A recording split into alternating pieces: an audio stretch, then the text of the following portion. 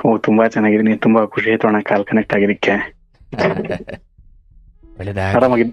ಆರಾಮಾಗಿದ್ದೀರಾ ಅಣ್ಣ? ಓಹೋ, ಬಹಳ ಚೆನ್ನಾಗಿದ್ದೀನಪ್ಪ. ಏನು ಮಾಡ್ಕೊಂಡಿರೋದು? ಅಣ್ಣ ಏನಿಲ್ಲ, ಈಗ ಮುಂದೆ ಸ್ವಂತ ಬಿಸ್ನೆಸ್ ಮಾಡ್ಬೇಕು ಅನ್ಕೊಂಡಿದ್ದೀನಿ, ಮಾಡ್ತಾ ಇದ್ದೀನಿ. ಸ್ವಲ್ಪ ಜೋರ ಮಾತಾಡಪ್ಪ. ಬಿಸ್ನೆಸ್ ಮಾಡ್ಬೇಕು ಅನ್ಕೊಂಡಿದ್ದೀನಿ, ಮಾಡ್ತಾ ಇದ್ದೀನಿ.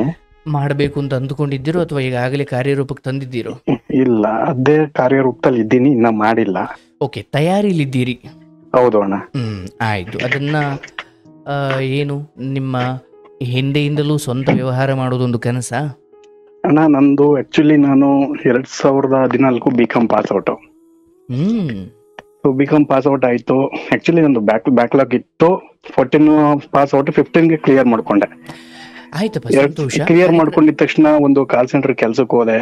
ಓಕೆ, ನಾನು ಅಲ್ಲಿಗೆ ಬರ್ತೀನಿ. ಕಾರ್ಯಕ್ರಮ ಯಾವಾಗ್ಲಿಂದ ನೋಡ್ತಿದೀಯಪ್ಪ? 2 ವರ್ಷ ಆಯ್ತಣ್ಣ ಆಗ್ಲೇ.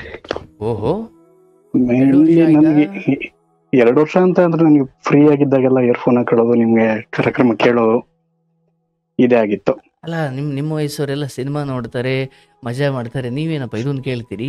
ಸಿನಿಮಾನು ನೋಡ್ತೀನಿ, ಯಾಕಂದ್ರೆ ಲೈಫಲ್ಲಿ ಕೆಲವೊಂದು ನೋವುಗಳನ್ನ ಅನುಭವಿಸಿದ್ದೀನಿ. ಪಾಪ. ಆಯ್ತಪ್ಪ, ಆ ಉದ್ದೇಶದಿಂದ.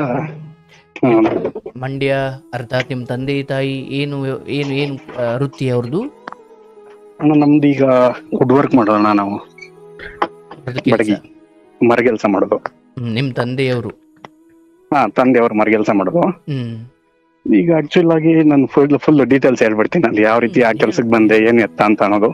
ಹೇಳಪ್ಪ. ನಾ ಯಾವ ರೀತಿ ಆ ಕೆಲ್ಸಕ್ಕೆ ಬಂದೆ ಅಂತ ಅಂದ್ರೆ, ಮೊದಲು BCom ಮುಗಿಸಿದ ತಕ್ಷಣ ಕಾಲ್ ಸೆಂಟರ್ ಕೆಲ್ಸಕ್ಕೆ ಹೋದೆ. ನೀವು ಎಷ್ಟು ಜನ ಮಕ್ಕಳು? ಅಣ್ಣ, ನಾನು ಒಬ್ನೇ ಮಗಳು ನಮ್ಮ ಅಪ್ಪನಿಗೆ. ನಿಮ್ಮ ತಂದೆ ತಾಯಿ ನಿಮ್ಮನ್ನ ಚೆನ್ನಾಗಿ ಓದಿಸುವಷ್ಟು ಶಕ್ತರಿದ್ರು? ನಮ್ಮ ಮನೆಯಲ್ಲಿ ನನ್ಗೆ ಆತರ ಏನು ಪ್ರಾಬ್ಲಮ್ ಏನಿರ್ಲಿಲ್ಲ. ವಿ ಆರ್ ಹ್ಯಾಪಿ, ತುಂಬಾ ಖುಷಿಯಾಗಿದ್ದು. ಬಟ್ ಮೂಮೆಂಟ್ ಅಲ್ಲಿ ನಂದು ಸ್ವಲ್ಪ ಕೆಲವೊಂದು ತಪ್ಪುಗಳಾದವು. ಆ ತಪ್ಪುಗಳೆಲ್ಲ ಈಗ ಹೇಳ್ಕೊಳ್ತೀನಿ. ನೀವು ಎಲ್ಲಿಂದ BCom ಇಂದ ಶುರು ಮಾಡ್ತಿದ್ದೀರಿ? ಇಲ್ಲ, ಫ್ರಮ್ ದಿ ಸೆಕೆಂಡ್ PUC ಇಂದಲೇ ಸ್ಟಾರ್ಟ್ ಮಾಡ್ತೀನಿ. ಹೇಳಪ್ಪ. PUC ಆಯ್ತು, ಡಿಗ್ರಿಗೆ ಸೇರ್ಕೊಂಡೆ. 1 year ಕಂಪ್ಲೀಟ್ ಆಯ್ತಣ್ಣ ನಂದು. 1 year ಕಂಪ್ಲೀಟ್ ಆಯ್ತು. ನನಗೆ ಆಗ್ಲೇ ಏನಾಯ್ತು, ಫ್ರೆಂಡ್ಸ್ ಸಿಕ್ಕಿದ್ರು. ನನಗೆ ಅಪ್ಪ ಮನೇಲಿ ಕಂಪ್ಯೂಟರ್ ಕ್ಲಾಸ್ಗೆ ಅಂತೇಳಿ ಸೇರ್ಸೋರು. ಕಂಪ್ಯೂಟರ್ ಕ್ಲಾಸ್ಗೂ ಸೇರ್ಕೊಂಡೆ ಅಣ್ಣ. ಕಂಪ್ಯೂಟರ್ ಎಲ್ಲ ಆಯ್ತು. 1 ವರ್ಷ 2 ವರ್ಷ ಪ್ರಾಕ್ಟೀಸ್ ಎಲ್ಲ ಮಾಡಿದೆ. ಒಂದು ಸೈಬರ್ ಸೆಂಟರ್ ಓಪನ್ ಮಾಡ್ಬೇಕು ಅನ್ನೋದು ಆಸೆ ಆಯ್ತು. ಸೆಕೆಂಡ್ ಇಯರ್ ಡಿಗ್ರಿಗೆ ಸೈಬರ್ ಸೆಂಟರ್ ಓಪನ್ ಮಾಡಿದೆ ಅಣ್ಣ. ಓಪನ್ ಎಲ್ಲ ಆಯ್ತು. ಒಂದು 6 ತಿಂಗಳು ತುಂಬಾ ಚೆನ್ನಾಗಾಯ್ತು. ನನಗೆ ಯಾವ ಲೆವೆಲ್ ಅಲ್ಲಿ ಮೈಂಡ್ ಇತ್ತಂತ ಅಂದ್ರೆ, ನಾನ್ ತಾಲೂಕೆ ನಂದೊಂದು ಲೆಕ್ಕಾಚಾರದಲ್ಲಿ ಮಾಡ್ಬೇಕು, ಅಷ್ಟು ಖುಷಿ. ಬಿಸ್ನೆಸ್ ಅಂದ್ರೆ ತುಂಬಾ ಇಷ್ಟ ನನಗೆ. ಮಾಡ್ತಾ ಇದ್ದೆ ಅಣ್ಣ. ಒಂದ್ಸಾರಿ ಜಸ್ಟ್ ಒಂದು 5,000 ರೂಪಾಯಿ ಸಾಲ ಮಾಡ್ದೆ ಅಷ್ಟೇ. 5,000 ರೂಪಾಯಿ ಸಾಲ ನನಗೆ ಏನ್ ಕಾರಣಕ್ಕೆ? ಅಂದ್ರೆ ಬಿಸ್ನೆಸ್ ಪರ್ಪಸ್ಗೆನೆ. ಬಟ್ ನೀವು ಬಿಸ್ನೆಸ್ ಮಾಡೋ ವಿಚಾರದಲ್ಲಿ ತಂದೆ ತಾಯಿ ಹಣಕಾಸು ವಿಚಾರದಲ್ಲೂ ಇನ್ವೆಸ್ಟ್ ಮಾಡುವಷ್ಟು ಅಥವಾ ಅವರು ಒಪ್ಪಿಗೆ ತಗೊಂಡಿದ್ರು ಅಥವಾ ಅವ್ರನ್ನು ಇನ್ವಾಲ್ವ್ ಮಾಡ್ಕೊಂಡಿದ್ರು? ಇಲ್ಲ ಅಣ್ಣ, ನನ್ಗೆ ಮನೇಲಿ ಕೇಳಿದ ಸಪೋರ್ಟ್ ಇರ್ಲಿಲ್ಲ ಅದಕ್ಕೆ. ನೀವು ಸ್ವಂತ ಹೌದು, ಇಷ್ಟ ಇರ್ಲಿಲ್ಲ. ಇವತ್ತಿಗೂ ಕೂಡ ನಂಗೆ ಸಪೋರ್ಟ್ ಇಲ್ಲ ಅದರಲ್ಲಿ. ಸೊ ಅವಾಗ ಏನಾಯ್ತು, 5,000 ರೂಪಾಯಿ ಇಸ್ಕೊಂಡು ಸಣ್ಣ ಪುಟ್ಟ ಸಿಸ್ಟಮ್ ತಗೊಂಡು ಬಿಸ್ನೆಸ್ ಸ್ಟಾರ್ಟ್ ಮಾಡಿದೆ ಅಣ್ಣ. 6 ತಿಂಗಳು ಚೆನ್ನಾಗಿತ್ತು. ಫ್ರೆಂಡ್ ಮತ್ತೆ ನಾನು ಪಾರ್ಟ್ನರು, ಚೆನ್ನಾಗೇ ಇತ್ತು. 5,000 ರೂಪಾಯಿಂದ ಅದು ಬಡ್ಡಿ ಕಟ್ಟಕ್ಕಾಗದೆ, ಈ ಸಾಲ ತೀರ್ಸಕ್ ಇನ್ನೊಂದ್ ಸಾಲ ತೀರ್ಸಕ್ ಇನ್ನೊಂದು, ಈ ತರ ಮಾಡ್ಕೊಂಡು 70,000 ರೂಪಾಯಿ ಆಯ್ತು ಅಣ್ಣ ಅದು ಸಾಲ. ಫೈನಲ್ ಇಯರ್ ಡಿಗ್ರಿಗೆ ಬರುವಷ್ಟರಲ್ಲಿ. ಅಂದ್ರೆ ನಿಮ್ಗೆ ಆದಾಯ ಬರ್ತಿರ್ಲಿಲ್ವಾ ಬಡ್ಡಿ ಕಟ್ಟುವಷ್ಟು? ಇಲ್ಲ, ಆದಾಯ ಬರ್ತಿತ್ತು ಅಣ್ಣ. ಆ ಟೈಮಲ್ಲೂ ನಾನು ಸ್ವಲ್ಪ ಬೇರೆ ಬೇರೆ ಕೆಲ್ಸಕ್ಕೆ ಹೋಗ್ತಿದ್ದೆ. ದಿನಕ್ಕೆ 50 ರೂಪಾಯಿ ಅಷ್ಟು ಲೇಬರ್ ಕೊಡ್ತಿದ್ರು. ಅಂತ ಟೈಮಲ್ಲಿ ವೀಕ್ಲಿ ಒನ್ಸು ಬಡ್ಡಿಗೆ ಅಂತೇಳಿ ಇಸ್ಕೊಂಡು ಬಡ್ಡಿ ಕಟ್ಟೋದೇ ಆಗ್ತಿತ್ತು. ಓದಕ್ ಮನ್ಸು ಬರ್ತಿರ್ಲಿಲ್ಲ. ಮನೇಲಿ ಇದೇ ಚಿಂತೆ, ಮನೆಯವ್ರ ಅಪ್ಪ ಅಮ್ಮಂಗ್ ಗೊತ್ತಿರ್ಲಿಲ್ಲ ಇದೆಲ್ಲ. ನನ್ನ ಲೆಕ್ಕಾಚಾರದಲ್ಲೆಲ್ಲ ಇತ್ತು ಅಣ್ಣ. ಅಂತ ಟೈಮಲ್ಲಿ ಏನಾಯ್ತು, ಮನೆಯವ್ರಿಗೆ ವಿಷಯ ಗೊತ್ತಾಯ್ತು. ಮನೆಯವ್ರಿಗೆ ವಿಷಯ ಗೊತ್ತಾದಾಗ ಒಂದು ನ್ಯಾಯ ಪಂಚಾಯತಿ ತರ ಮಾಡಿದ್ರು. ಏನ್ ವಿಷಯ ಗೊತ್ತಾಯ್ತು? ಸಾಲ ಮಾಡ್ಕೊಂಡಿರೋದು. ಅಂದ್ರೆ ವ್ಯವಹಾರ ಮಾಡ್ತಿರೋದು ಗೊತ್ತಿತ್ತು, ಬಟ್ ಸಾಲ ಮಾಡಿರೋದು ಗೊತ್ತಿರ್ಲಿಲ್ಲ. ಸಾಲ ಮಾಡಿರೋದು ಗೊತ್ತಿರ್ಲಿಲ್ಲ. ವ್ಯವಹಾರ 6 ತಿಂಗಳಿಗೆ ಫಿನಿಶ್ ಆಗೋಯ್ತು. ಅದು ಫ್ರೆಂಡ್ಸ್ ಎಲ್ಲ ಕೈ ಕೊಟ್ರು, ವ್ಯವಹಾರ ಮುಗ್ದೋಯ್ತು. ಚೆನ್ನಾಗಿ ನಡೀತಿದ್ ವ್ಯವಹಾರ ಮುಗ್ದೋಯ್ತು. ಇಟ್ಟಿದ್ದು ಮೇಲೂ ಈ ಸಾಲದ ಹೊರೆ ನಿಮ್ಮನ್ನು ಬಿಟ್ಟಿರ್ಲಿಲ್ಲ? ಇಲ್ಲ ಅಣ್ಣ, ಅವ್ರ ಮನೆಯವ್ರಿಗೆ ಗೊತ್ತಿರ್ಲಿಲ್ಲ, ಹೇಳಿರ್ಲಿಲ್ಲ ಹಿಂಗ ಆಯ್ತು ಅಂತ. ಬಟ್ ಯಾಕೋ ನೀವು ವ್ಯಕ್ತಿಯಾಗಿ ತುಂಬಾ ಸೈಲೆಂಟ್ ಆಗ್ಬಿಟ್ರಿ ಅಥವಾ ಯಾಕೋ ಮಂಕಾದ್ರಿ ಅಂತ ಮನೆಯವ್ರಿಗೆ ಗೊತ್ತಾಯ್ತಾ? ಮನೆಯವ್ರಿಗೆ ಗೊತ್ತಾಯ್ತು. 3ನೇ ವ್ಯಕ್ತಿಗಳಿಗೆ ಹಿಂಗ್ ಸಾಲ ಮಾಡ್ಕೊಂಡಿದ್ದಾನೆ ಅಂತಾನು ಗೊತ್ತಾಯ್ತು ಅಣ್ಣ. ಅವಾಗ ಏನಾಯ್ತು, ನ್ಯಾಯ ಪಂಚಾಯತಿ ಎಲ್ಲ ಮಾಡಿದ್ರು. ಮನೆಯಲ್ಲಿ ನನ್ಗೆ ಒಂದು ಪಾಸಿಟಿವ್ ಆಗಿ ಹಿಂಗೆ ಆಗಿದೆ ಏನಾದ್ರು ಒಂದ್ ಮಾಡು ಅಂತ ಒಬ್ರು ಕೂಡ ನನ್ಗೆ ಪಾಸಿಟಿವ್ ಆಗಿ ಯಾರು ಹೇಳಲಿಲ್ಲ ಅಣ್ಣ. ಮಾತ್ರ ಟೈಮಲ್ಲಿ ನಮ್ಮ ಅಪ್ಪನ ಬಾಯಿಂದ ಒಂದೇ ಬರ್ತಿದ್ದೆ, ಇನ್ಯಾಕ್ ಬದುಕಿದ್ಯಾ, ಹೋಗ್ ಸಾಯಿ. ಹತ್ತತ್ರ 2 ವರ್ಷ ಇದೇ ಮಾತು ಬಂತು ಅಣ್ಣ ಮನೇಲಿ. ನನಗೆ ಜೀವನ ಕುಗ್ಗೋಯ್ತು. ನನ್ ಮೈಂಡಲ್ಲಿ ಇಷ್ಟ ಇದ್ದಿದ್ದು ಅಣ್ಣ, ಇವತ್ತು ನಾನು ಸೋತಿದ್ದೀನಿ, ಮುಂದೆ ಒಂದಿನ ಗೆಲ್ತೀನಿ ಅನ್ನೋ ನಂಬಿಕೆ ನನಗಿತ್ತು. ಅಂದ್ರೆ ತಂದೆ ಯಾಕೋ ಆ ರೀತಿ ಅಂತಿದ್ದಾರೆ ಎಂದಾಗ, ಅಂದ್ರೆ ಮೊದಲಿನಿಂದ ಒಬ್ಬ ಮಗನಾಗಿ ಅವ್ರಿಗಷ್ಟು ಪ್ರೀತಿ ಪಾತ್ರನಾಗಿರ್ಲಿಲ್ವ, ಅಥವಾ ಅವ್ರ ಗುಣನೇ ಅಂತದ್ದ ಮೊದಲಿಂದಲೂ, ಅಥವಾ ಮನೆಗೆ ನೀವೇನು ₹1 ಕೊಡ್ತಿಲ್ಲ ಅನ್ನೋ ಬೇಜಾರು ಇತ್ತ ಅವತ್ತಿಗೆ ಪ್ರಾಂಪ್ಟಾಗಿ ಹೇಳೋದಾದ್ರೆ? ಇಲ್ಲ ಅಣ್ಣ, ಬೇಜಾರೇನ್ ಇರ್ಲಿಲ್ಲ. ಅಂದ್ರೆ ಬೇಜಾರ ಇನ್ನು ಓದ್ತಿದೆ ಅಲ್ವಾ, ಆತರ ಏನ್ ಇರ್ಲಿಲ್ಲ. ಅಂದ್ರೆ ನಮ್ದು ಮಿಡಲ್ ಕ್ಲಾಸ್ ಫ್ಯಾಮಿಲಿನೇ, ಇವತ್ತು ದುಡಿದ್ರೆ ಇವತ್ತು ತಿನ್ಬೇಕು, ಅದೇ ರೀತಿ ಇದ್ದ ಜೀವನ. ಅದು ತುಂಬಾ ಗಾಸಿ. ನಮ್ಮೂರಲ್ಲಿ ತುಂಬಾ ಒಂಥರ ರೆಸ್ಪೆಕ್ಟ್ಫುಲ್ ಫ್ಯಾಮಿಲಿ ತರ ಇದ್ದಿದ್ದು. ನಾನ್ ಸಾಲ ಮಾಡಿದ್ರಿಂದ ಒಂಥರ ಮರ್ಯಾದೆ ಹೋದಂಗ ಆಗೋಯ್ತು. 4 ಜನ ದೊಡ್ಡವರೆಲ್ಲ ಕುತ್ಕೊಂಡು ಯಾವಾಗ ಮಾತಾಡಿದ್ರು ಮರ್ಯಾದೆ ಹೋಗೋ ರೀತಿ ಆಗೋಯ್ತು ಅಣ್ಣ. ಆಗಿದ್ದಾಗ ನಮ್ಮಪ್ಪ ಈ ನಾನ್ ಮರ್ಯಾದೆ ತೆಗದ್ನಲ್ಲ ಅನ್ನೋ ಲೆಕ್ಕಾಚಾರಕ್ಕೆ ಅದೇ ರೀತಿ ಹೇಳ್ತಿದ್ರು, ನೀನ್ ಯಾಕೆ ಬದುಕಿದ್ಯಾ, ಇನ್ನು ಹೋಗ್ ಸಾಯಿ, ನಮ್ಮ ಮರ್ಯಾದೆ ಕಳ್ದೆ ಅಂತ ಅನ್ಕೊಂಡು. ನನಗೆ 2 ವರ್ಷ 3 ವರ್ಷ ಟೈಮಲ್ಲಿ ಡಿಗ್ರಿ ಬ್ಯಾಕ್ಲಾಗ್ ಉಳ್ಕೊಬಿಡ್ತು. ಸರಿ ಅಂತ ಅನ್ಬಿಟ್ಟು ಈ ವಿಷಯ ಎಲ್ಲ ಮನೇಲಿ ಗೊತ್ತಾಯ್ತು. ಆ ಟೈಮಲ್ಲಿ ನನಗೆ ಮೈಂಡಿಗೆ ಬಂದಿದ್ದು ಅಣ್ಣ, ₹70,000 ಸಾಲ, ಸತ್ರೆ ಅದೇ ₹70,000 ಹಾಲು ತುಪ್ಪಗೆ ಹಾಕ್ತಾರೆ, ಹಾಲು ತುಪ್ಪ ಮಾಡಕ್ ಹಾಕ್ತಾರೆ. ಬೇಡ, 2 ತಿಂದ್ರು ಸರಿಯೇ, ನಾನು ಸ್ಪೋರ್ಟಿವ್ ಆಗಿ ನಿಲ್ಬೇಕು ಅಂತ ನಿಂತ್ಕೊಂಡೆ ಅಣ್ಣ. ಅವಾಗ ನಾನು ಮಾಮೂಲಿ ಸೈಬರ್ ಸೆಂಟರ್ ಓಪನ್ ಮಾಡಿದ್ದೆ. ಆ ಹುಡುಗ ಮಾಮೂಲಿ ರೆಗ್ಯುಲರ್ ಆಗಿ ಮಾಡ್ಕೊಂಡ ಅದೇನೆ, ಅವ್ನ್ ಕಂಟಿನ್ಯೂ ಮಾಡ್ಕೊಂಡ ನಾನ್ ಬೀದಿಗೆ ಬಂದ್ಬಿಟ್ಟೆ ಎಲ್ಲಾ ಕಳ್ಕೊಂಡು. ನೀವ್ ಯಾಕೆ ಬಿಟ್ರಿ ಅದನ್ನ? ಇಲ್ಲ, ಅಲ್ಲಿ ಅಂಡರ್ಸ್ಟ್ಯಾಂಡಿಂಗ್ ಬರ್ಲಿಲ್ಲ. ಓಕೆ, ಬಟ್ ನೀವು ಆತನಿಗೆ ಸ್ವಂತಕ್ಕೆ ಆತನಿಗೆ ಒಬ್ಬನೇ ಮಾಡಿಕೊಟ್ಟು ಅಲ್ಲಿಂದ ನಿಮ್ಗೆ ಏನಾದ್ರು ಹಣ ಇಸ್ಕೊಂಡ್ರ? ಇಲ್ಲ ಅಣ್ಣ, ಇಬ್ರಿಗೂ ನನ್ಗೆ ಯಾವ್ದೇ ರೀತಿ ಹಣ ನಾನು ಏನು ಕೊಟ್ಟೇ ಇಲ್ಲ ಅಂತ ಅನ್ಬಿಟ್ರು ಲಾಸ್ಟ್ ಅಲ್ಲಿ. ಅಲ್ಲೇ ನ್ಯಾಯದ ಮಧ್ಯಕ್ಕೆ ಕರೆದೆ, ಇಲ್ಲ ಅಣ್ಣ ಇವ್ರೇನು ಹಾಕೇ ಇಲ್ಲ. ಅಗ್ರಿಮೆಂಟ್ ರೂಪದಲ್ಲಿ ಇರಲಿಲ್ಲ, ಬರೀ ನಾಲಿಗೆಲಿ ಇತ್ತು. ಹೌದಣ್ಣ, ನಾವು ಕ್ಲೋಸ್ ಫ್ರೆಂಡ್ ಅಣ್ಣ, ಸಿಕ್ಕಾಬಟ್ಟೆ ಕ್ಲೋಸ್ ಫ್ರೆಂಡ್. ನಾವೆಲ್ಲ 8ನೇ ಕ್ಲಾಸಿಂದಲೂ ಕ್ಲೋಸ್ ಫ್ರೆಂಡ್ಸ್. ಏನು ಹಾಕೇ ಇಲ್ಲ ಅನ್ನೋ ಲೆಕ್ಕಾಚಾರದಲ್ಲಿ ಬಂತು ಮಾತು. ಸರಿನಪ್ಪ ಆಯ್ತು ಹೋಗ್ಲಿ ಬಿಡು ಅಂತ ಅಂದ್ಬಿಟ್ಟು ಆ ಟೈಮಲ್ಲಿ ನ್ಯಾಯ ಮಾಡೋ ಟೈಮಲ್ಲಿ ನಿಜವಾಗ ನಮ್ಮ ಅಪ್ಪನ ಕೈ ಕಲ್ ಸಿಕ್ಕಿದ್ರು ಮರ ತಲೆ ಮೇಲೆ ಹಾಕ್ಬಿಟ್ರು, ಅಷ್ಟು ಕೋಪ ಆಯ್ತು ನಮ್ಮ ಅಪ್ಪಂಗೆ. 2 ವರ್ಷ ಅಣ್ಣ ನಿಜ, ನನ್ ರೂಮಿಂದ ಆಚೆ ಬರ್ತಿರ್ಲಿಲ್ಲ. ಅಮ್ಮ ಒಬ್ರು ಬರೋರು ಊಟ ಕೊಡ್ತಿದ್ರು. ಊರೊಳಗಡೆ ಬತ್ತು ಅಂದ್ರೆ ತಲೆ ಇರ್ಲಿಲ್ಲ, ಮರ್ಯಾದೆ ಇರ್ಲಿಲ್ಲ. ಇಂಥ ಒಳ್ಳೆ ಹುಡುಗ ಹಿಂಗ್ ಮಾಡ್ಕೊಬಿಟ್ನಲ್ಲ ಅನ್ನೋ ಲೆಕ್ಕಾಚಾರ ಊರೊಳಗಡೆ ಎಲ್ಲಾ ಮಾತಾಡಕ್ ಸ್ಟಾರ್ಟ್ ಮಾಡ್ಕೊಳ್ತು. ಅಂದ್ರೆ 70,000 ಸಾಲ ಕೊಲೆ ಮಾಡಿದ ಮಟ್ಟಿಗೆ ಆಗುತ್ತಂದ್ರೆ, ಅಂದ್ರೆ ನೀವು ಸೂಕ್ಷ್ಮನೋ ಅಥವಾ ಊರ್ನವರು ಕಾಯ್ತಾ ಇದ್ರು ಯಾವ್ದಕ್ಕೂ ಒಂದಕ್ಕೆ ಆಗಲಿ ಅಂತ? ಸೂಕ್ಷ್ಮ ಅನ್ನೋದ್ಕಿಂತ ಹೆಚ್ಚಾಗಿ ಈಗ ಒಂದು ಮರ ಚೆನ್ನಾಗಿದೆ ಅಂತಂದ್ರೆ ಜನ ಒಯ್ತಾ ಬತ್ತಾ ಒಂದ್ ಹಣ್ಣಿಗೆ ಅದ್ರ ಬಗ್ಗೆ ಮಾತಾಡ್ತಾ ಇರ್ತಾರೆ. ಹಂಗೆ ನಾವು ಊರೊಳಗಡೆ ಯಾರ ಬಾಯಿಗೂ ಸಿಗಾಕೊಳ್ತಿರ್ಲಿಲ್ಲ ಅಣ್ಣ. ಒಳ್ಳೆ ಹುಡುಗ ಬಹಳ ಅಪರೂಪಕ್ಕೆ ತಗಲಾಕೊಂಡಾಗ ಇಂಥದ್ದು ಅನುಭವ ಆಗುತ್ತೆ. ಹೌದೌದು, ಅದೇ ರೀತಿ ಆಗೋಯ್ತು. ನನಗೆ ಆ ಟೈಮಲ್ಲಿ ನನಗೆ ಒಂದು ಬೇಜಾರಾಗಿದ್ದು, ಹೊರ್ಗಿನ ವ್ಯಕ್ತಿ ಬೇಡ ಅಣ್ಣ, ಸ್ವಂತ ಅಪ್ಪನಾದ್ರೂ ಬುಡ ಮಗನೇ ಆಯ್ತು ಮಾಡಿದ್ಯಾ, ಇನ್ನೊಂದ್ ಚಾನ್ಸ್ ತಗೊಂಡು ಏನಾದ್ರು ಟ್ರೈ ಮಾಡು ಅಂತ ಅನ್ಬೋದಿತ್ತು. ಬಟ್ ಅಷ್ಟು ನಮ್ಮ ಅಪ್ಪನು ಕೂಡ ಆ ಮಾತು ಅನ್ಲೇ ಇಲ್ಲ ಅವರು. ನಾನು ಯಾವಾಗ ಮುಂದೆ ಹೋಗಿ ನಿಂತ್ಕೊಂಡ್ರೆ ಸಾಕು, ಇನ್ಯಾಕ್ ಬದುಕಿದ್ಯಾ ಹೋಗಿ ಸಾಯಿ, ಅದು ಬೇರೆ ಬೇರೆ ರೀತಿನ ಮಾತುಗಳು ಬರ್ತಿತ್ತು. ನನ್ ತಾಳ್ಮೆ ತಗೊಂಡೇ ಇರ್ತಿದ್ದೆ ಅಣ್ಣ, ಮಾಡ್ತಿದ್ದೆ. ಸೊ ಅವಾಗ ಏನಾಯ್ತು, ಸ್ಟಾರ್ಟಿಂಗ್ ಒಂದು ಕಾಲ್ ಸೆಂಟರ್ ಜಾಯ್ನ್ ಆದೆ. ನಾನ್ ಅಂತ ಹೇಳ್ಕೊಳ್ಳುವಂತ ವಿದ್ಯಾರ್ಥಿನೂ ಅಲ್ಲ, ಬಟ್ ಕೆಲ್ಸ ಅಂತ ಬಂದಾಗ ನಾನು ಸ್ಪೋರ್ಟಿವ್ ಆಗಿ ತಗೊಂಡ್ ಕೆಲಸ ಮಾಡ್ತಿದ್ದೆ. ಅವಾಗ ಏನಾಯ್ತು ಅಣ್ಣ, ಕಾಲ್ ಸೆಂಟರ್ ಹೋದೆ, ಅಲ್ಲಿ ಕೆಲಸ ಕೊಟ್ರು. ಕೆಲಸ ಅದಕ್ಕೆ ಸಿಕ್ಕಿದ್ದೆ ಒಂಥರ, ನೀವ್ ಹೇಳ್ತಿರ್ಲ ಕೃಷ್ಣಂದು ಆಶೀರ್ವಾದ ಅಂತ, ಅದೇ ಆಶೀರ್ವಾದ ಇತ್ತು ಅಣ್ಣ. ಇವನು ಬೇಡ ಅಂತ ಬಿಟ್ಟಾಕಿದ್ದ ಒಬ್ರು ಮ್ಯಾನೇಜರ್ಗೆ ಇವತ್ತು ಅವ್ರ ಅನ್ನ ಹಾಕಿದ್ ದಣಿ ಅಂತ ಹೇಳ್ಬೋದು. ನನ್ಗೆ ಇಂಗ್ಲಿಷ್ ಬರ್ತಿರ್ಲಿಲ್ಲ ಅಷ್ಟು. ಅವ್ರು ಏನ್ ಮಾಡಿದ್ರು, ನನಗೆ ಇಂಟರ್ವ್ಯೂ ಫೈನಲ್ ರೌಂಡ್ ಎಲ್ಲ ಆಯ್ತು ಅಣ್ಣ. ಲಾಸ್ಟ್ ಬಂದು ನಿಂಗೆ ಇಂಗ್ಲಿಷ್ ಬರಲ್ಲಪ್ಪ ಬೇಡ ಅಂತ ಅನ್ಬಿಟ್ಟು ಇನ್ನೊಬ್ರು ಇಲ್ಲಿ ಮ್ಯಾನೇಜರ್ ಕಳ್ಸಿದ್ರು. ಇನ್ನೊಬ್ರು ಬ್ರಾಂಚ್ ಮ್ಯಾನೇಜರ್ ಬಂದು, ಇಲ್ಲ ಸರ್ ಇವ್ಗೊಂದ್ ಚಾನ್ಸ್ ಕೊಡೋಣ, ಅವ್ರಿಗೆ ನನ್ನಲ್ಲ ಏನ್ ಕಾಣ್ತೋ ಏನೋ ಗೊತ್ತಿಲ್ಲ, ಇವ್ರಿಗೊಂದ್ ಚಾನ್ಸ್ ಕೊಡೋಣ ಸರ್ ಅಂತ ಅವ್ರು ನನ್ಗೆ ಹೇಳಿದ್ದು ಒಂದೇ ಮಾತು, ನೋಡಪ್ಪ ಕಸ್ಟಮರ್ ನಿನ್ನೂ ನೋಡಿಲ್ಲ, ನೀನು ಕಸ್ಟಮರ್ ನೋಡಿಲ್ಲ, ನಿನ್ಗೆ ಇಂಗ್ಲಿಷ್ ಬರಲ್ವಾ, ಮಾತಾಡು, ಎಷ್ಟು ಗೊತ್ತಷ್ಟು ಮಾತಾಡು, ನೀನ್ ಕಲ್ತ್ಕತಿಯಾ ಅಂತ ಹೇಳಿದ್ರು ಅಣ್ಣ. ಫಸ್ಟ್ ಕಾಲ್ ಅಟೆಂಡ್ ಮಾಡಿದೆ, ಇಂಗ್ಲಿಷ್ ಕಾಲ್ ಬಂತು ಅಣ್ಣ. ನನ್ಗೆ ಜೀವ ದಡ್ಡಂದೋಯ್ತು ಒಂದೇ ಸರಿ. ಅಂದ್ರೆ 1 ತಿಂಗಳು ಟ್ರೈನಿಂಗ್ ಕೊಡ್ತಾರೆ ಕಾಲ್ ಸೆಂಟರ್ ಅಲ್ಲ, ನನ್ ಕಾಲ್ ಇಂಗ್ಲಿಷ್ ಬರಲ್ಲ ನನಗೆ. ಆ ಕಡೆ ಕಾಲರು ಪ್ಯೂರ್ಲಿ ಇಂಗ್ಲಿಷ್ ಅಷ್ಟೇ, ಪ್ಯೂರ್ಲಿ ಇಂಗ್ಲಿಷ್. ಅವ್ರಿಗೆ ಕನ್ನಡ ಬರಲ್ಲ, ನನ್ಗೆ ಇಂಗ್ಲಿಷ್ ಬರಲ್ಲ, ಹಂಗಾಗೋಯ್ತು. ನನಗೆ ಯೋಚನೆ ಬರ್ತಿರೋದು ನಿಮ್ ಇಂಗ್ಲಿಷ್ ಕೇಳಿ ಅವ್ರಿಗೆ ಏನ್ ಆಗಿರೋಣ ಅಂತ. ಅವಾಗ ನಾನೇನ್ ಮಾಡಿದೆ, ಕಾಲ್ ಕಟ್ ಮಾಡ್ಬಿಟ್ಟೆ. ಅದು ನನ್ ದುರದೃಷ್ಟಕ್ಕೆ ಸೆಕೆಂಡ್ ಕಾಲು ಇಂಗ್ಲಿಷ್ ಕಾಲೇ. ಅವಾಗ ಏನಾಯ್ತು, ನಾನ್ ಡಿಸೈಡ್ ಮಾಡ್ಬಿಟ್ಟೆ ಇದ್ ನನ್ ಕೈಲಿ ಆಗಲ್ಲ ಅಂದ್ಬಿಟ್ಟು ಲಾಗೌಟ್ ಮಾಡ್ಬಿಟ್ಟು ಒಂದ್ ಕಡೆ ಕುತ್ಕೊಬಿಟ್ಟೆ ಅಣ್ಣ. ಬಟ್ ಟ್ರೈ ಕೂಡ ಮಾಡ್ಲಿಲ್ವಾ ಅಂತ?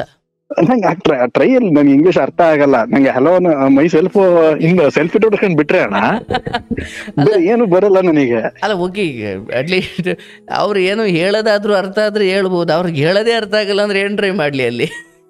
ನನ್ಗೆ ಅಲ್ಲಿ ಹೆಂಗಾಯ್ತಂದ್ರೆ ಅಣ್ಣ, ಅಲೋ ನಾನು ಫೋನ್ ಮಾಡಿದ ತಕ್ಷಣ hi sir good morning calling from ನಮಸ್ಕಾರ ಏರ್ಟೆಲ್ಗೆ ಕರೆ ಮಾಡೋದಕ್ಕೆ ಸ್ವಾಗತ ಅಂತೇಳಿ ಈ ತರ ಸ್ಟಾರ್ಟ್ ಮಾಡ್ಬೇಕಿತ್ತಲ್ಲಿ. ನಾನ್ ನಮಸ್ಕಾರ ಏರ್ಟೆಲ್ಗೆ ಸ್ವಾಗತ ಅಂದ ತಕ್ಷಣ ಕೆಲ ಸ್ಪೀಕ್ ಇನ್ ಇಂಗ್ಲಿಷ್ ಅನ್ನೋರು. ನನಗೆ ಇಂಗ್ಲಿಷ್ ನಮಸ್ಕಾರ ಕಣಗ, ನಮಸ್ಕಾರ ಐಕಿ ಫೋನ್ ಅಂತ ನಾನೀಗ ಇಂಗ್ಲಿಷ್ ಯಾವ್ದು ಗುರು ಎಲ್ಲ ತಗಲಾಗತ್ತಲ್ಲ ಗುರು ಅಂದ್ಬಿಟ್ಟು 2 ಕಾಲ್ನ ಡ್ರಾಪ್ ಮಾಡ್ಬಿಟ್ಟೆ. 3ನೇ ಕ್ಲಾಸ್ ಕಾಲ್ಗೆ ಲಾಗೌಟ್ ಮಾಡ್ಬಿಟ್ಟೆ ಕುತ್ಕೊಬಿಟ್ಟೆ. ಬಂದ್ರು ಮ್ಯಾನೇಜರ್ ಏನಕ್ಕೆ ಲಾಗೌಟ್ ಮಾಡಿ? ಸಾರ್ ಇಂಗ್ಲಿಷ್ ಕಲ್ ಸರ್ ಅಂದೆ. ಎತ್ತು ಕಾಲ್ನ ಅಂತ ಅಂದ್ರು. ಎತ್ತು ಕಾಲ್ನ ಅಂದ್ರು ಸರಿ ಅಂದ್ಬಿಟ್ಟು ಕಾಲೇ ಪಿಕ್ ಮಾಡಿದೆ ಅಣ್ಣ. Sir I don't know English sir ಅಂತ ಅಂದೆ. ಅವ್ನು ಕನ್ನಡದಲ್ಲೇ ಮಾತಾಡೋ, ಕನ್ನಡದಲ್ಲಿ ನಾನು ಕರೆಕ್ಟ್ ಆಗಿ ಆನ್ಸರ್ ಮಾಡಿ ಅವ್ನಿಗೆ ಎಕ್ಸ್ಪೀರಿಯನ್ಸ್ ಕೂಡ ಮಾಡಿದೆ. ಪ್ರಾಬ್ಲಮ್ ಏನಿತ್ತು ಅದನ್ನ ಸಾಲನು ಕೂಡ ಮಾಡಿದೆ ಅಣ್ಣ. ಅವಾಗ ಕಸ್ಟಮರ್ ಹೇಳಿದ್ರು ಕಸ್ಟಮರ್ ಇಂಗ್ಲಿಷ್ ಅಲ್ಲಿ ಮಾತಾಡ್ಲಿಲ್ಲ ಅವತ್ತು. ಇಲ್ಲ ಅಣ್ಣ, ನಾನು ಹತ್ರ 3 ತಿಂಗಳು ನಾನು ಇಂಗ್ಲಿಷ್ ಆಡ್ಲೇ ಇಲ್ಲ. ಬಟ್ ಮ್ಯಾನೇಜರ್ ನನ್ಗೆ ಹೇಳಿದಿಷ್ಟೇ, ಈಗ ನೀನ್ ಒಂದು ಮಾತು ಹೇಳ್ತಾನೆ ಅದು ನಿನ್ ಮೈಂಡ್ ಬರುತ್ತೆ, ಅದನ್ನ ನೀನ್ ಅರ್ಥ ಮಾಡ್ಕೊಳ್ತೀಯ. ಗೊತ್ತಿಲ್ವಾ ನೀನ್ ಅವನಿಗೆ ಆನ್ಸರ್ ಸಿಗ್ಲಿಲ್ವಾ ನೀನ್ ತಲೆ ಕೆಡ್ಸ್ಕೊಳಕ್ ಹೋಗ್ಬೇಡಪ್ಪ. ಎಷ್ಟು ಗೊತ್ತಾಗ ಅಷ್ಟು ಆನ್ಸರ್ ಮಾಡೋ. ಅವ್ನಿಗೆ ಕ್ಲಾರಿಫಿಕೇಶನ್ ಸಿಗ್ಲಿದ್ರೆ ಇನ್ನೊಬ್ಬಂಗೆ ಫೋನ್ ಮಾಡ್ಕೊಂಡ್ರೆ ಇನ್ನೊಬ್ಬ ಕನೆಕ್ಟ್ ಆಗ್ತದೆ. ನಿಂಗೆ ಅಷ್ಟು ಮಾತಾಡಿದಂತ ಭಾಷೆ ನೆನಪಿರುತ್ತಾ ಬರುತ್ತಾ ನಿನಗೆ ಅಂತ ಅಂದ್ರು. 6 ತಿಂಗಳಿಗೆ ಅಣ್ಣ I am going to completely fluent ಅಣ್ಣ. ಓಕೆ, ನನಗೆ ಒಂದ್ ನಿಮಿಷ ನಾನು ಹಂಗೆ ಯೋಚನೆ ಮಾಡಿದೆ, ನಾವ್ಯಾರ ಜಾಗ ನಮ್ ಇಂಗ್ಲಿಷ್ ಕೇಳಿದ್ರೆ ಅವ್ನ ಕಿವಿಲ್ ರಕ್ತ ಬಂದ್ ಸತ್ತೋಗ.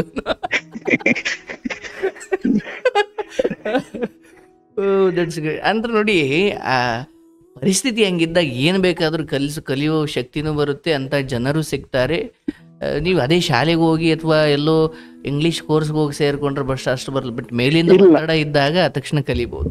ಇಲ್ಲ ಅಣ್ಣ ಬರ್ತಿರ್ಲಿಲ್ಲ. ನನಗೆ ಇವತ್ತಿನವರೆಗೂ ನಾನು ನೆನ್ಸ್ಕೊಳ್ಳೋದು ಹೆಂಗೆ ಅಂತ ಅಂದ್ರೆ, ನನಗೆ ಅನ್ನ ಹಾಕಿದ್ ದೇವ್ರು. ಇವತ್ತು ನಾನು ಕೆಲಸ ಮಾಡ್ತಿರೋ ಬಿಟ್ಟಿದ್ದೀನಿ. ಇವತ್ತು ಕೆಲಸ ಬಿಟ್ಟೆ ಆಲ್ರೆಡಿ 5-6 ವರ್ಷದ ಮೇಲೆ ಆಯ್ತು. ಆ ರೋಡ್ ಹೋಗ್ಬೇಕಾದ್ರೆ ನಾನು ನೋಡಿದ್ರೆ ಕೈ ಮುಕ್ಕೊಂಡ್ ಬರ್ತೀನಿ. ಯಾಕಂದ್ರೆ ಅನ್ನ ಹಾಕಿದ್ ದೇವ್ರು ಅಂತ ಅನ್ಬಿಟ್ಟು ಅಣ್ಣ, ಅದಕ್ಕೆ ನಾನು ಇವತ್ತಿನೂ ರೆಸ್ಪೆಕ್ಟ್ ಕೊಡ್ತೀನಿ. ಅದೆಲ್ಲ ID ಕಾರ್ಡ್ ಎಲ್ಲ ಇನ್ನು ಇಟ್ಟಿದ್ದೀನಿ. ಅದ್ಭುತ. ಆಯ್ತು, ಅಲ್ಲಿ ಕಾಲ್ ಸೆಂಟರ್ ಕೆಲಸ ಮಾಡ್ತಿದ್ರಿ. ಬಟ್ ಅಲ್ಲಿ ಎಷ್ಟು ದಿನ ಉಳಿದ್ರಿ ನೀವು? ನಾನು 1 ವರ್ಷ ಹತ್ರ 8 ತಿಂಗಳು ಕೆಲಸ ಮಾಡಿದೆ ಅಣ್ಣ.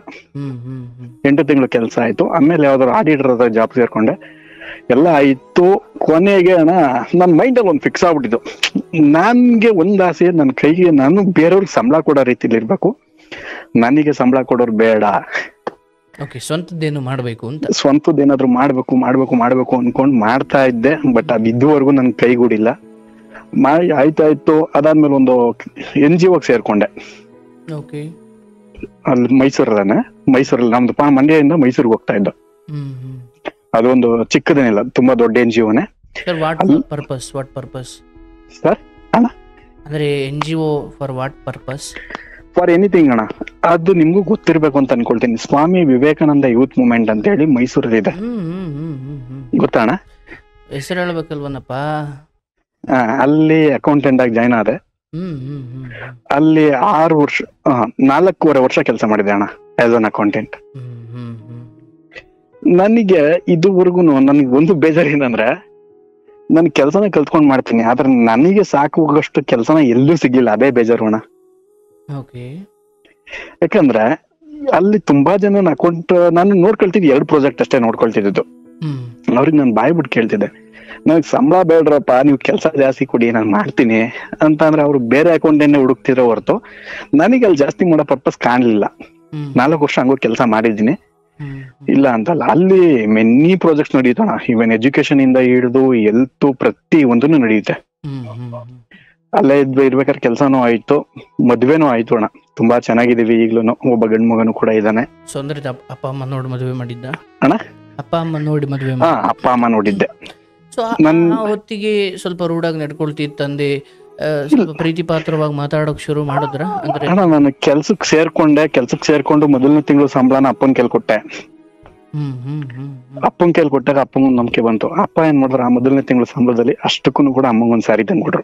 ತಗೊಳಮ್ಮ ನಿನ್ ಮಗೊಂದು ಮೊದಲನೇ ಸಂಪಾದನೆ ಅಂತ. ಅವತ್ತಿಗೆ ಒಂದು ಲೆಕ್ಕಾಚಾರದ ಕಷ್ಟ ನನಗೆ ಮುಗ್ದಿತ್ತು. ಅಂದ್ರೆ ತಂದೆ ಮತ್ತೆ ನಿಮ್ಮ ನಡುವೆ ಅದೊಂದು ಗೋಡೆ ಬಿದ್ದು ಹೋಯ್ತು ಅವತ್ತಿಗೆ? ಮುಗ್ದೋಯ್ತು. 2 ವರ್ಷ ಅದಿದ್ದು. ನಾನ್ ನಮ್ಮ ಅಪ್ಪನ ಜೊತೆ ನಾನು ಜಗಳ ಆಡಿದ್ರೆ 6 ತಿಂಗಳು ವರ್ಷ 6 ತಿಂಗಳು 3 ತಿಂಗಳು ಮಾತನೇ ಆಡ್ತಿರ್ಲಿಲ್ಲ, ಇಬ್ರು ಮುಖ ನೋಡ್ಕೊಳ್ತಿದ್ದು ಅಷ್ಟೇನೆ. ಬಟ್ ಅವ್ರ ನಮ್ಮ ಅಪ್ಪನ ಇನ್ನೊಂದು ಏನಂದ್ರೆ, ಆ ಟೈಮಲ್ಲಿ ನಾನು ಮಾಡ್ತಾ ಇರ್ತಿರ್ಲಿ, ಕೆಲಸ ರಜಾ ಇದ್ದಾಗ, ಕಾಲೇಜ್ ರಜಾ ಇದ್ದಾಗ ಕೆಲಸ ಹತ್ರಕ್ಕೆ ಹೋಗ್ಲೇಬೇಕು. ನಾನು 8ನೇ ಕ್ಲಾಸಿಂದಲೇ ಹಾಕೊಂಡ್ರು ಅದನ್ನ ಮರ್ಗೆಲ್ಸಕ್ಕೆ. 8ನೇ ಕ್ಲಾಸಿಂದಲೇ ಹಾಕೊಂಡ್ರು, ಹೋಗ್ತಾ ಇದ್ದೆ. ಮಾಮೂಲಿ ಕೆಲಸನೂ ಸಣ್ಣ ಪುಟ್ಟ ಬರ್ತಿತ್ತು. ಅವಾಗ ಇಲ್ಲಿ ಕಾಲ್ ಸೆಂಟರ್ ಕೆಲಸ ಇದೆಲ್ಲ NGO ದಲ್ಲಿ ಕೆಲಸ ಮಾಡ್ತಿದ್ನಲ್ಲ, NGO ದಲ್ಲಿ ಇದ್ದಾಗಲೇ ಮದುವೆನೂ ಆಯ್ತು. ಮದ್ವೆ ಅಪ್ಪನೇ ನೋಡಿದ್ರು. ನಮ್ಮ ಅಪ್ಪ ಒಂದ್ ಮಾತಾಡಿದೆ, ಅಪ್ಪ ನೀನ್ ಯಾರನ್ನ ತೋರ್ಸಿದ್ರು ನಾನು ಮದ್ವೆ ಆಯ್ತೀನಪ್ಪ ಅಂತ. ನಮ್ಮಪ್ಪ ತಮಾಷೆಗೆ, ನನ್ ಮಗನ್ ಏನಾದ್ರು ಮಾಡಿ ಸುಳ್ಳು ಹೇಳ್ತಾನೆ ಏನ್ ಹೇಳ್ತಾನೆ ಅಂದ್ಬಿಟ್ಟು, ಗೊತ್ತಿಲ್ಲರೋರು ಇಲ್ಲ ಮಾಮೂಲಿ ಫಾರ್ ಎಕ್ಸಾಂಪಲ್ ಅವರೇಜ್ ಆಗಿರೋರು ಎಲ್ಲಾರು ತೋರ್ಸಿದ್ರು. ನಮ್ಮಮ್ಮಂಗ್ ಬಂದ್ಬಿಟ್ಟು, ಅಮ್ಮ ನೀವ್ ಯಾರು ತೋರ್ಸಿದ್ರೆ ನಾನು ಆಯ್ತೀನಮ್ಮ, ಅದ್ಕೇನಿಲ್ಲ ಅಂದ್ಬಿಟ್ಟು ಅವ್ರಿಗೆ ನಂಬಿಕೆ ಬಂತು. ಬುಡ ಒಂದು ಸುಮ್ನೆ ಹೇಳ್ತಾ ಇಲ್ಲ ಅಂದ್ಬಿಟ್ಟು ಒಂದು ಚೆನ್ನಾಗಿರೋ ನೋಡಿ ಈಗ ಮದ್ವೆ ಮಾಡಿದಾರೆ. 5 ವರ್ಷ ಆಯ್ತು. ನನ್ಗೊಂದು ಗಂಡು ಪಾಪನೂ ಇದೆ ಅಣ್ಣ.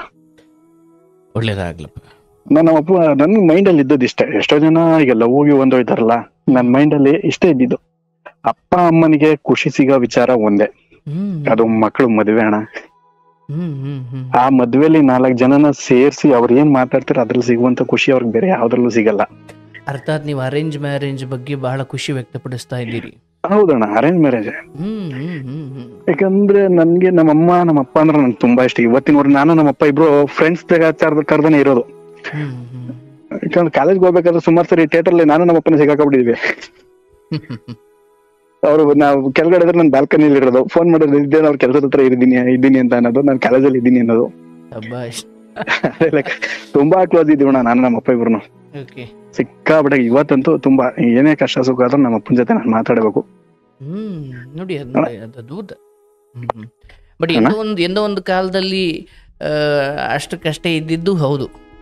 ಹೌದಣ್ಣ, ಅಷ್ಟು ಕಷ್ಟಗಳಿಗೆ ಇತ್ತು ಪಾಪ, ಅಂತದ್ದು ಬಂದಿತ್ತು. ಹೌದು, ಅಂತದೊಂದು ಗಳಿಗೆ ಇತ್ತು, ಅಷ್ಟು ಕಷ್ಟ ಇದ್ದಿದ್ದು ಇತ್ತು. ಇವತ್ತು ನಮ್ ಜೀವನದಲ್ಲಿ ಅಣ್ಣ ನನ್ಗೆ, ನಾನ್ ಶ್ರೀಮಂತ ಅಂದ್ರೆ ದುಡ್ಡಿನ ವಿಚಾರದಲ್ಲಿ ಬಿಟ್ಟು ಶ್ರೀಮಂತ ಅಲ್ಲ, ಬಿಟ್ರೆ ನಾನ್ ಜೀವನದಲ್ಲಿ ಪ್ರತಿ ಒಂದು ಇದೆ ಅಣ್ಣ. ನೆಮ್ಮದಿ ಇದೆ ನನಗೆ. ನಮ್ಮಪ್ಪ ನನ್ನ ಮಗನ ಜೊತೆ ಆಡೋದ್ನ ನೋಡಕ್ಕೆ ನನಗ್ ಖುಷಿ. ಅಪ್ಪ ಅಮ್ಮ ಇಬ್ರು ಇದ್ದಾರಲ್ಲ, ನನ್ಗೆ ಅಂತ ನಿಮ್ಗೆ ನನ್ಗೆ ಹೇಳ್ಕೊಳ್ಳುವಂತ ಕಷ್ಟ ನನಗೇನಿಲ್ಲ. ಆದ್ರೆ ಏನಪ್ಪಾ ಅಂದ್ರೆ ಒಂದು ತೃಪ್ತಿ ಇದೆ, ತುಂಬಾ ನೋಡ್ತೀನಿ. ನನಗೂ ನಿಮ್ ವಾಯ್ಸ್ ಕೇಳ್ಬೇಕು ಅಂತ ತುಂಬಾ ಆಸೆ ಇತ್ತು.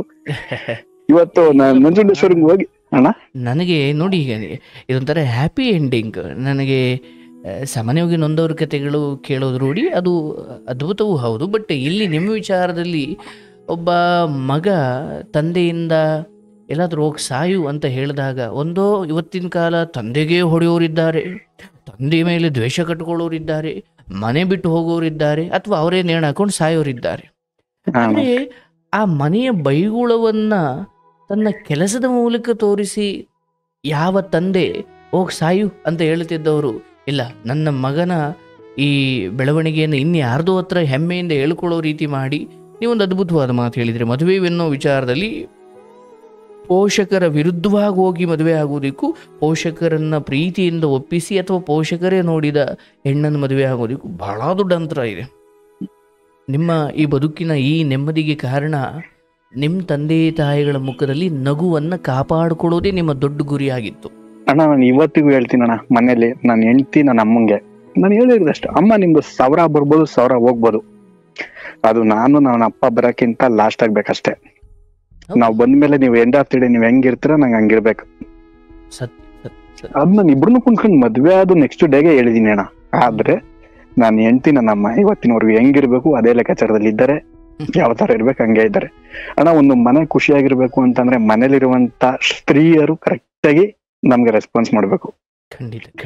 ಆ ತರ ಇದ್ದಾಗಷ್ಟೇ ನಮ್ ಮನೆ ಒಂದು ನಂದಾದೀಪ ಆಗೋದು, ಒಂದು ಖುಷಿಯಾಗಿರೋದು, ಹ್ಯಾಪಿ ಎಂಡಿಂಗ್ ಅಂತಂದ್ರಲ್ಲ ಆ ತರ ಇರೋದು ಅಣ್ಣ. ನಾವ್ ಮಲ್ಗಬೇಕಾದ್ರೆ ನಾವು ಖುಷಿಯಾಗಿ ಮಲ್ಗದೆ, ಗಂಡ ಹೆಂಡತಿ ಅಂದ್ಮೇಲೆ 1000 ಬರುತ್ತೆ 1000 ಹೋಗುತ್ತೆ, ನಾವು ಜಗಳ ಆಡ್ತೀವಿ ಇಲ್ಲ ಅಂತ ಅನ್ನಲ್ಲ. ಆದ್ರೆ ಏನಪ್ಪಾ ಅಂದ್ರೆ 1-2 ದಿನ ಆದ್ಮೇಲೆ ಕ್ಲಾರಿಫಿಕೇಶನ್ ಆಗಿ ವಿ ಆರ್ ಹ್ಯಾಪಿ.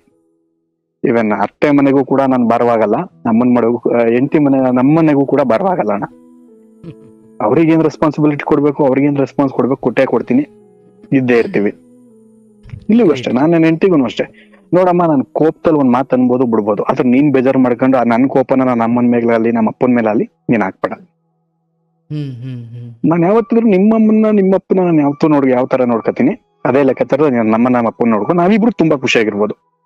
ಬ್ಯೂಟಿಫುಲ್ ಅಣ್ಣ ನಾನು ಈಗ್ಲೂ ನೀವು ನಂತರ ಬಿಡ್ತೀರ, ನನ್ನ ಹೆಂಡತಿ ಅಮ್ಮನ್ನ ನಾನು ಅವ್ರನ್ನ ಏನಕ್ಕೆ ಅಷ್ಟು ಇಷ್ಟಪಡ್ತೀನಿ ಅಂತ ಅಂದ್ರೆ, ಇಷ್ಟಪಡ್ತೀನಿ ಅನ್ನೋದಕ್ಕಿಂತ ಎಷ್ಟು ಗೌರವಿಸ್ತೀನಿ ಅಂತ ಅಂದ್ರೆ, ಆಕ್ಚುಲಿ ನಂದು ಮದುವೆ ಎಲ್ಲ ಫಿಕ್ಸ್ ಆಯ್ತು, ಎಂಗೇಜ್ಮೆಂಟ್ ಅಣ್ಣ.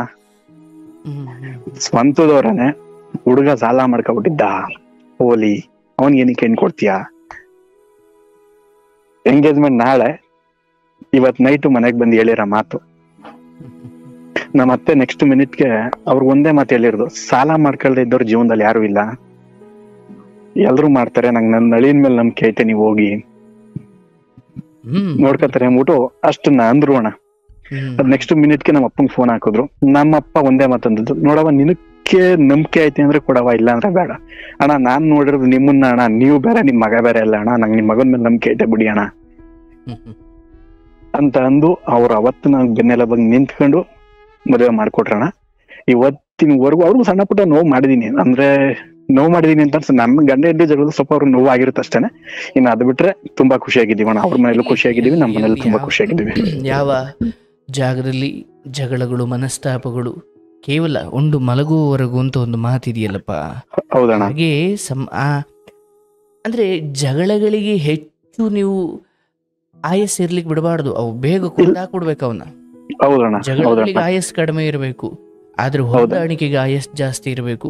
ಹೊಂದಾಣಿಕೆ ಬರಬೇಕಂದ್ರೆ ಅಲ್ಲಿ ಜಗಳಗಳಿರಬಾರ್ದು. ಹೇಗೆ ಕತ್ತಲು ದೂರವಾಗಬೇಕು ಅಂದಾಗ ಒಂದು ದೀಪ ಹಚ್ಚಬೇಕು, ಹಾಗೆ ಸಂಬಂಧಗಳು ಚೆನ್ನಾಗಿರಬೇಕು ಅಂದ್ರೆ ಬೇಗ ಬೇಗ ಆ ಮನಸ್ತಾಪಗಳು ಬರ್ತವೆ. ಏನೇ ನೀವು ಹೊಂದಾಣಿಕೆಯಿಂದ ಬದುಕ್ತೀನಿ ಅಂದ್ರೂ ಬರ್ತವೆ. ಯಾಕಂದ್ರೆ ತಾಳಿಯ ಕಾರಣಕ್ಕೆ ಒಂದಾಗಿದ್ದೀರಿ ಅನ್ನೋದು ಹೊರತುಪಡಿಸಿದ್ರೆ ನಿಮ್ಮಿಬ್ಬರ ಜೀವ ಸ್ವಭಾವ ಬೇರೆ ಇರುತ್ತೆ.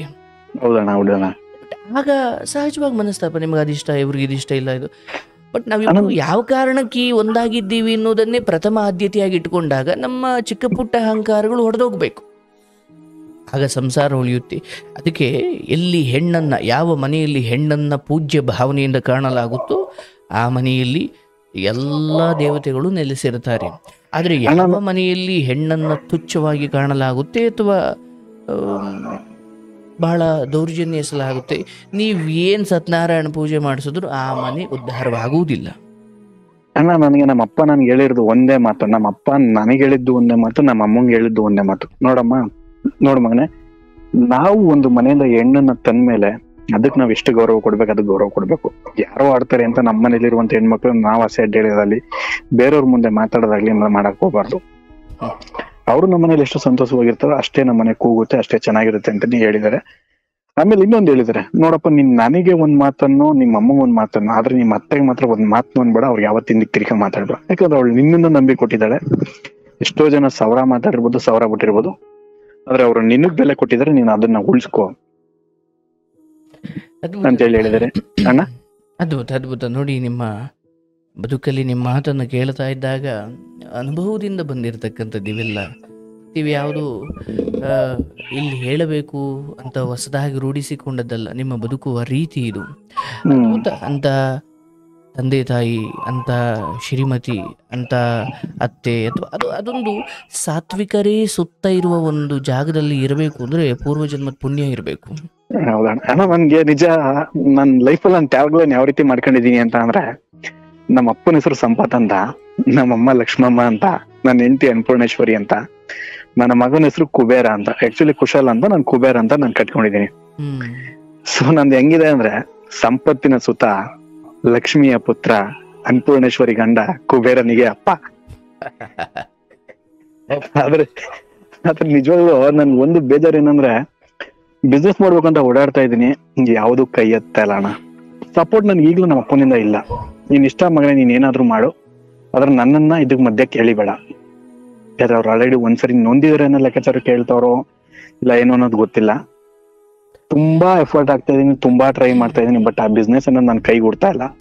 ಆಯ್ತಪ್ಪ, ಇಲ್ಲಿ ಏನಾಗ್ಬಿಡುತ್ತೆ, ನಿಮ್ಮ ತಂದೆ ಅಥವಾ ನಿಮ್ಮ ಹೆಂಡತಿ ಇವರ ಬೆಂಬಲಗಳನ್ನು ನೀವು ನಿರೀಕ್ಷಿಸಬಹುದು. ಅವರು ಒಂದು ಹಂತದವರೆಗೂ ಕೊಡ್ಬೋದು. ಬಟ್ ನಾನು ಏನು ಮಾಡಬೇಕು, ನನ್ನ ಶಕ್ತಿ ಏನು, ನಾನು ಎಲ್ಲಿಗೆ ಹೋಗಿ ತಲುಪಬೇಕಿದೆ ಅಂದರೆ ಇದರ ಒಟ್ಟಾರೆ ಯೋಜನೆಯ ಆಳವಾದ ಜ್ಞಾನ ಕೇವಲ ನಿಮಗೆ ಮಾತ್ರ ಇದೆ. ಬಟ್ ಹೊರಗಡೆ ಇರೋರಾಗಿ ಅವ್ರಿಗೆ ಇದರ ಆಳವಾದ ಅರಿವಿಲ್ಲ, ನಿನ್ನ ಶಕ್ತಿಯ ಆಳವಾದ ಅರಿವಿಲ್ಲ. ನೀನು ಏನು ಮಾಡಬೇಕು ಅಂದ್ಕೊಂಡಿದ್ದೀಯ ಅದರ ಯಾಕಂದರೆ ನೀನು ಮಾಡಿ ಆದಮೇಲೆ ಅವ್ರಿಗೆ ಒಂದು ಸ್ಪಷ್ಟತೆ ಸಿಗುತ್ತೆ. ಮುಂಚೆ ಏನೋ ಅಪ್ಪ ಅಂದ್ಕೊಂಡು ಒಂಚೂರು ಸಪೋರ್ಟ್ ಮಾಡ್ಬೋದು, ಹೆಂಡತಿ ಅಂದ್ಕೊಂಡು ಒಂಚೂರು ಸಪೋರ್ಟ್ ಮಾಡ್ಬೋದು.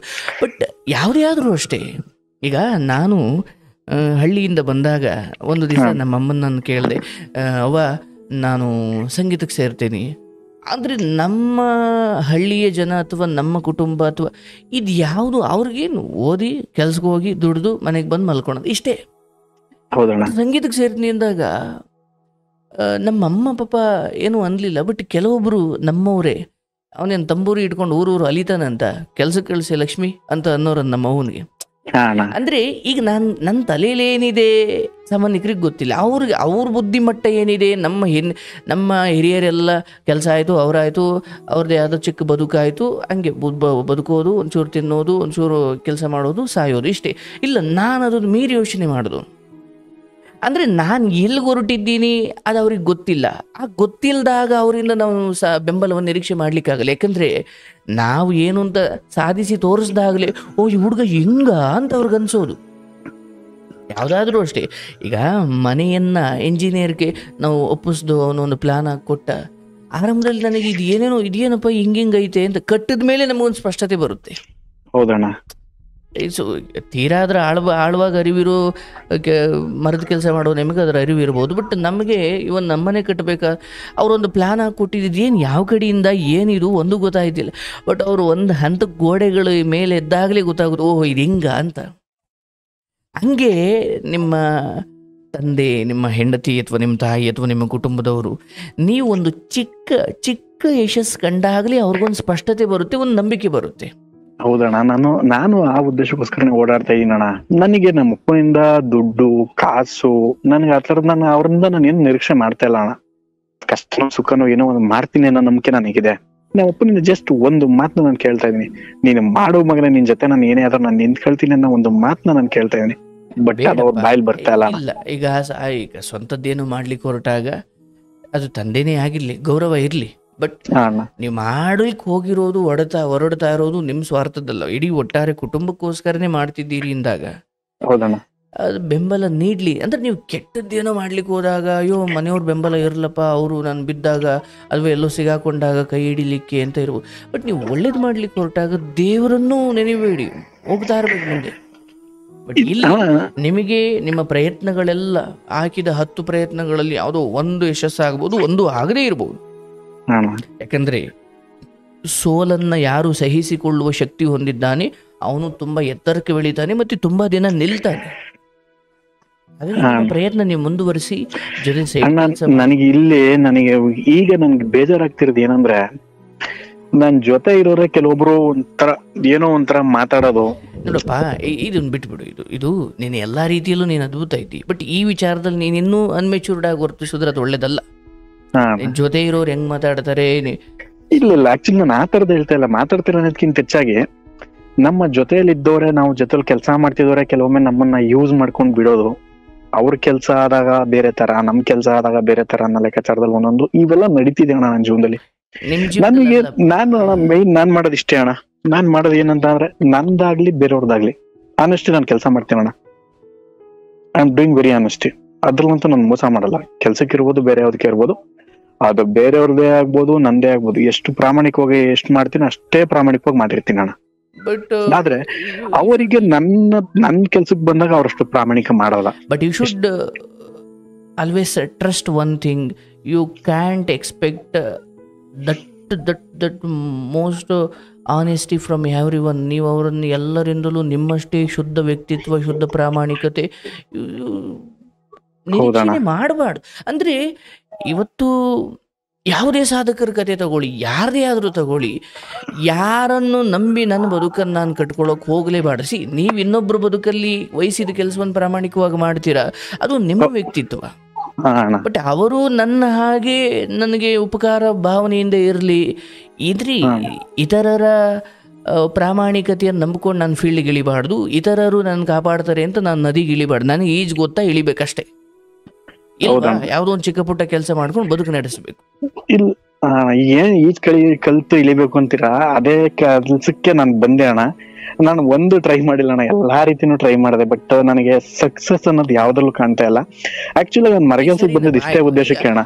ಆಯ್ತು, ನನ್ಗೆ ಹೇಳಪ್ಪ, ಸಕ್ಸಸ್ ಏನ್ ಸಕ್ಸಸ್ ಅಪ್ಪ? ಸಕ್ಸಸ್ ಅಂದ್ರೆ ಏನೀಗ? ಈಗ ನಿನಗೆ ಮುಂಚೆ ನೀನೇ ಹೇಳ್ದಂಗೆ ನೆಮ್ಮದಿ ಇದೆ, ಒಳ್ಳೆ ಹೆಂಡತಿ, ಒಳ್ಳೆ ಸಂತಾನ ಇದೆ, ತಂದೆ ಗೌರವಾನ್ವಿತವಾಗಿ ಅಷ್ಟು ಎಷ್ಟು ಕಾಣುತ್ತಿದ್ದಾರೆ, ಎಲ್ಲವೂ ಸರಿ ಇದೆ. ಬಟ್ ಈಗಲೂ ನೀನು ಸಕ್ಸಸ್ ಬಗ್ಗೆ ಮಾತಾಡ್ತಿದ್ದಿ. ಏನು ಸಕ್ಸಸ್? ಸಕ್ಸಸ್ ಅಂದ್ರೆ ಈಗ ಎಲ್ಲಾ ಇದ್ರೂ ಮನಿ ಅನ್ನೋದಿಲ್ಲ ಅಂದಾಗ ಸ್ವಲ್ಪ ಮನೆಯಲ್ಲಿ ಕಷ್ಟ ಅನ್ನೋದು ಇರುತ್ತಲ್ಲ, ಇದೇ ಅಣ್ಣ ಮೈನ್. ಅಂದ್ರೆ ಈಗ ನಿಮ್ಮ ದೃಷ್ಟಿಯಲ್ಲಿ ಮನಿ ಸಕ್ಸಸ್? ಮನಿ ಅಂದ್ರೆ ಸಕ್ಸಸ್ ಅಲ್ಲ, ಮೈನ್ ನೆಮ್ಮದಿನೇ. ಈಗ ನಿಮ್ಮ ಹತ್ರ ಸಕ್ಸಸ್ ಸಿಕ್ಕಿಲ್ಲ ಅಂತ ಹಣ ಇಲ್ವಾ, ಅಥವಾ ನಿಮ್ಮ ಇರೋ ಹಣ ಸಾಲ್ತಾ ಇಲ್ವಾ? ಇರೋ ಹಣ ಸಾಲ್ತಾ ಇಲ್ಲ ಅಣ್ಣ. ಅಣ್ಣ ನಂಗೆ ಇಲ್ಲಿ ಇನ್ನೊಂದು ನನಗೆ ಬೇಜಾರು ಏನಂತಂದ್ರೆ, ಜೊತೆಲಿದ್ದ ಫ್ರೆಂಡ್ಸ್ ಎಲ್ಲ ಲೈಫಲ್ಲಿ, ಯಾಕಂದ್ರೆ ನನ್ ಮೈನ್ ಏನಂದ್ರೆ, ಅವ್ರುಗಳೆಲ್ಲ ಕೆಲ್ಸಕ್ಕೆ ಸೇರ್ಕೊಳ್ಳೋಕ್ಕಿಂತ ಮುಂಚೆ, ಅವ್ರುಗಳೆಲ್ಲ ಸಂಬಳ ನೋಡಕ್ಕಿಂತ ಮುಂಚೆ ನಾನ್ ಸಂಬಳ ನೋಡ್ದೆ.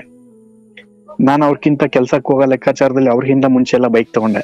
ಬಟ್ ಈಗ ನನ್ನ ಲೈಫಲ್ಲಿ ಹೆಂಗಾಗ್ಬಿಟ್ಟಿದೆ ಅಂದ್ರೆ ಅಣ್ಣ, ಇದು ತುಂಬಾ ಬಾಲಿಶ ಅನ್ನಿಸ್ತಾ ಇದೆ. ಐ ಹೋಪ್ ನಿಮ್ಮಂತ ಮೆಚೂರ್ಡ್ ಪರ್ಸನ್ ಅಲ್ಲಿ ನಾನು ಇದನ್ನ ನಿರೀಕ್ಷೆ ಮಾಡೋದಿಲ್ಲ. ಜಸ್ಟ್ ಕಣ್ಣು ಮುಚ್ಕೊಂಡು ನಿನ್ನ ಕರ್ತವ್ಯವನ್ನ ಮಾತ್ರ ನೀನು ಮಾಡಪ್ಪ. ನೀನು ತುಂಬಾ ಆಲೋಚನೆ ಮಾಡ್ತೀವಿ, ಇದು ದೊಡ್ಡ ತಪ್ಪು. ಈಗ ನಾವು ಅದನ್ನೆಲ್ಲ ನೋಡ್ಕೊಂಡು ಬಂದವರು, ಬಹುಶಃ ವಯಸ್ಸು ಸಿಕ್ಕುದಿರ್ಬೋದು. ಬಟ್ ನಾನು 16-15ನೇ ವಯಸ್ಸಲ್ಲಿ ಗಾರ್ಮೆಂಟ್ಸ್ ಕೆಲ್ಸಕ್ಕೆ ಶುರು ಮಾಡಿಕೊಂಡು ಇವತ್ತು ಇಲ್ಲಿಗೆ ಬಂದು ನಿಂತಾಗ ನನಗೆ ಅನುಭವ ಇದೆ. ನಾನು ಕಂಡುಕೊಂಡಿರೋದು, ನಾನು ಏನು ಮಾಡ್ಲಿಕ್ಕೆ ಬಂದಿದ್ದೀನಿ ಅದಕ್ಕೆ ಜಗತ್ತೇ ವಿರುದ್ಧವಾಗಿ ನಿಂತರು ನನಗೆ 10 ವರ್ಷ ಆದಮೇಲೆ ಯಶಸ್ಸು ಸಿಗಲಿ, ನಾನು ಒಂದು ಕಂಡುಕೊಳ್ತೀನಿ. ನಾನು ಪದೇ ಪದೇ ಚೇಂಜ್ ಆಗಲ್ಲ. ಈ ಆ್ಯಟಿಟ್ಯೂಡ್ ಇತ್ತು ಗೆಲ್ತೀರಾ, ಇಲ್ಲ ಅವರೇಜಾಗಿ ಬದುಕು ಹೋಗ್ತೀರಾ ಅಷ್ಟೇ. ಇಲ್ಲ ನನ್ಗೆ ಇಲ್ಲಿ ಇಷ್ಟು ಬೇಜಾರು. ನನ್ನ ಹೆಂಡತಿಗೂ ನಾನು ಸುಮಾರು ಸತಿ ಹೇಳ್ಕೊಂಡಿದೀನಿ, ಅಲ್ಲಮ್ಮ ಇವ್ರು ಎಲ್ರಕ್ಕಿಂತ ಮುಂಚೆ ಲೈಫಲ್ಲಿ ಸೆಟ್ಲ್ ಆದವ್ ನಾನು, ಬಟ್ ಇವತ್ತು ಅವರೆಲ್ಲ ಕಾರು ಮನೆಯನ್ನ ಲೆಕ್ಕಾಚಾರದಲ್ಲಿ ಇದ್ದಾರೆ. ನಿಮ್ಮ ಯಶಸ್ಸನ್ನ ನೀವು ಅರ್ಥೈಸ್ಕೊ, ಆಯ್ತಪ್ಪ, ನೀವೊಬ್ರು ಸಂಸಾರಸ್ಥರಾಗಿ ನಿಮ್ಮ ಯೋಚನೆಗಳು ಹಂಗಿರ್ಬೋದು. ಬಟ್ ನನ್ನ ದೃಷ್ಟಿಯಲ್ಲಿ ಭಗವಂತ ಏನು ಕೊಟ್ಟಿದ್ದಾನೋ ಅದನ್ನ ಪ್ರಸಾದ ಅಂತ ಸ್ವೀಕರಿಸಪ್ಪ. ಇನ್ನೂ ಏನೋ ಬೇಕು ಅಂದ್ರೆ ಸುಮ್ಮನೆ ಪ್ರಯತ್ನ ಮಾಡು. ನಿನ್ನ ಕಣ್ಣಿಗೆ ಇವರೆಲ್ಲ ಕಾಣುತ್ತಿದ್ದಾರೆ ಎಂದಾಗ ಅದು ಬದುಕೋ ರೀತಿ ಅಲ್ಲ. ಅರ್ಥ ಮಾಡ್ಕೊಂಡ್ಬಿಟ್ಟು ನೀನು ಯಾವತ್ತಾದ್ರೂ ಅಷ್ಟೇ, ನಿನಗೇನು ಭಗವಂತ ಕೊಟ್ಟಿದ್ದಾನೆ. ಈಗ ಅವ್ರಿಗೆಲ್ಲ ಹಣ ಇರ್ಬೋದು, ಕಾರ್ ಇರ್ಬೋದು, ಬಟ್ ಅವ್ರ ಜೀವನದಲ್ಲಿ ಒಳ್ಳೆ ಹೆಂಡತಿ ಇಲ್ಲದೆ ಇರ್ಬೋದು, ಒಳ್ಳೆ ಮಕ್ಕಳಿಲ್ಲದೆ ಇರ್ಬೋದು, ಅಥವಾ ಒಳ್ಳೆ ಆರೋಗ್ಯ ಇಲ್ಲದೆ ಇರ್ಬೋದು, ಏನೊಂದು ಕೊರಗಿದೆ, ಬಟ್ ನಿಮಗೆ ಗೊತ್ತಿರಲ್ಲ ಅಷ್ಟೇ. ನಾನು ಹೇಳ್ತೀನಿ. ಇನ್ನೊಂದು ನನ್ನ ಹೆಮ್ಮೆಯಿಂದ ಹೇಳ್ಕೊಳ್ಳೋದೇನಂತ ಅಂದ್ರೆ, ಇಲ್ಲಪ್ಪ ಈಗ ನನಗೆ ಬಿಡು, ಅದನ್ನು ಬಿಡಿ. ಈಗ ಮೊದಲು ನಿನ್ನೊಳಗಿರುವ ಆ ಅಜ್ಞಾನವನ್ನು ಕಡಿಮೆ ಮಾಡ್ಕೊ. ಏನು ಅವ್ರಿಗಿಂತ ಮುಂಚೆ ನಾನು ಕೆಲಸಕ್ಕೆ ಸೇರಿದವನು, ಈಗ ಅವರೆಲ್ಲ ಹಂಗಿದ್ದಾರೆ, ನಾನು ಹಿಂಗಿದ್ದೆ. ಇಲ್ಲ, ನೀವು ಹೆಂಗಿದ್ದೀರಾ ಅನ್ನೋದು ನಿಮ್ಮ ಪಾಲಿನದ್ದು. ನೀವು ಅದನ್ನ ಒಪ್ಕೊಳ್ಬೇಕು. ಅಕ್ಸೆಪ್ಟ್ ದ ಟ್ರೂತ್, ಅಥವಾ ಈ ಪರಿಸ್ಥಿತಿಯನ್ನು ಒಪ್ಕೊಳ್ಬೇಕು. ಭಗವಂತನಿಗೆ ಇಷ್ಟಾದರೂ ಕೊಟ್ಟಿದೆಯಲ್ಲಪ್ಪ, ಸರಿ ನಾಳೆ ನಿನಗೆ ಯಶಸ್ಸು ಸಿಕ್ತು, ಏನೋ ದೊಡ್ಡ ರೋಗ ಬಂದು ಮೂಲೆಯಲ್ಲಿ ಮಲ್ಕೊಂಡ್ರಿ, ಏನು ತಗೊಂಡು ಯಶಸ್ಸು ಏನು ಮಾಡ್ಕೊಳ್ತೀರಾ? ಏನು ಮಾಡಕ್ಕಾಗಲ್ಲ. ಆರೋಗ್ಯ ಎಲ್ಲಿವರೆಗೂ ಇರುತ್ತೆ, ನಿಮ್ಮ ಹೆಂಡತಿ ಎಲ್ಲಿವರೆಗೂ ನಿಮಗೆ ನಿಯತ್ತಾಗಿರ್ತಾರೆ, ಮತ್ತು ನಿಮ್ಮ ತಂದೆ ತಾಯಿ ಸೇವೆ ಮಾಡೋ ಅವಕಾಶ ಎಲ್ಲಿವರೆಗೂ ನಿಮಗೆ ಸಿಗುತ್ತೆ, ಮತ್ತು ಬೆಳಗ್ಗೆ ಹೊಸ್ಲಿಂದ ಆಚೆ ಹೋಗಿ ರಾತ್ರಿ ಸಂಜೆ ಮನೆಗೆ ಬರುವಂಥ ಒಂದು ಕಾಯಕ ಎಲ್ಲಿವರೆಗೂ ಇರುತ್ತೆ, ಅಲ್ಲಿವರೆಗೂ ದೇಹದಲ್ಲಿ ಆರೋಗ್ಯ ಇರುತ್ತೆ, ಅಲ್ಲಿವರೆಗೂ ನೀವು ಶ್ರೀಮಂತರೇ. ಅವ್ರಿವ್ರನ್ನ ನೋಡಬೇಡಿ ನೀವು. ಬಟ್ ಇದನ್ನು ಬಿಟ್ಟು ಭಗವಂತ ನಿಮಗೆ ಬದುಕು ನಡೆಸ್ತಾ ಇದ್ದಾನೆ. ನಿಮ್ಮ ಬದುಕಿನ ರಥವು ಹೇಗೋ ನಡೀತಾ ಇದೆ. ಬಟ್ ನಿಮ್ಮ ಸಮಸ್ಯೆ ಈ ರಥ ಇನ್ನೊಂಚೂರು ಬೇಗ ಹೋಗಬೇಕು ಅನ್ನೋದು, ಅಥವಾ ಇನ್ಯಾರ್ದು ರಥ ಒಂಚೂರು ಮುಂದಿದೆ, ಅಥವಾ ಅವ್ರ ರಥ ತುಂಬ ಚಿನ್ನದ್ದಾಗಿದೆ, ನಂದು ಕಬ್ಬಣದ್ದಾಗಿದೆ. ಕಬ್ಬಣದ್ದೋ ಚಿನ್ನದ್ದೋ ಒಟ್ಟಿನಾಗ ನಡಿಬೇಕಷ್ಟೇ ಬದುಕು, ಹೌದಲ್ಲ? ಅದು ಬೋರ್ವೆಲ್ ನೀರೋ ನದಿ ನೀರೋ ಇನ್ನೇ ಯಾರ್ದೋ ಬೋರಿಂದಲೂ ತಗೊಂಡಿರೋದು, ದುಡ್ಡು ಕೊಟ್ಟು ತಂದಿರೋದು, ಒಟ್ಟಿನಾಗೆ ಬೆಳೆಗೆ ಬೇಕಾಗಿರೋದು ನೀರು. ಅದು ನಿನ್ನ ಬೋರಿಂದಲೇ ಹೊಡಿತೀಯೋ, ಇನ್ನೊಬ್ರು ಬೋರಿಂದ ತಗೊಳ್ತೀಯೋ, ಅಥವಾ ನದಿಯಿಂದ ತಂದು ಒಯ್ತೀಯೋ, ವಾಟ್ ಎವರ್ ಇಟ್ ಇಸ್, ಬೇಕಿರೋದು ನೀರು. ಹಾಗಾಗಿ ಬೇಜಾರು ಮಾಡ್ಕೊಂಬೇಡಿ. ಬದುಕಲ್ಲಿ ಎಲ್ಲ ಸರಿ ಇದೆ ಅಂತಿರೋ ನೀವು ಈ ಮನಸ್ಥಿತಿಯನ್ನು ತ್ಯಜಿಸಿ ಕಣ್ಣು ಮುಚ್ಚಿ ನೀವೇನು ಮಾಡಬೇಕು ಅಂದ್ಕೊಂಡಿದ್ರೆ ಒಂದು ಸರಿಯಾದ ಪ್ಲ್ಯಾನ್ ಇರಲಿ.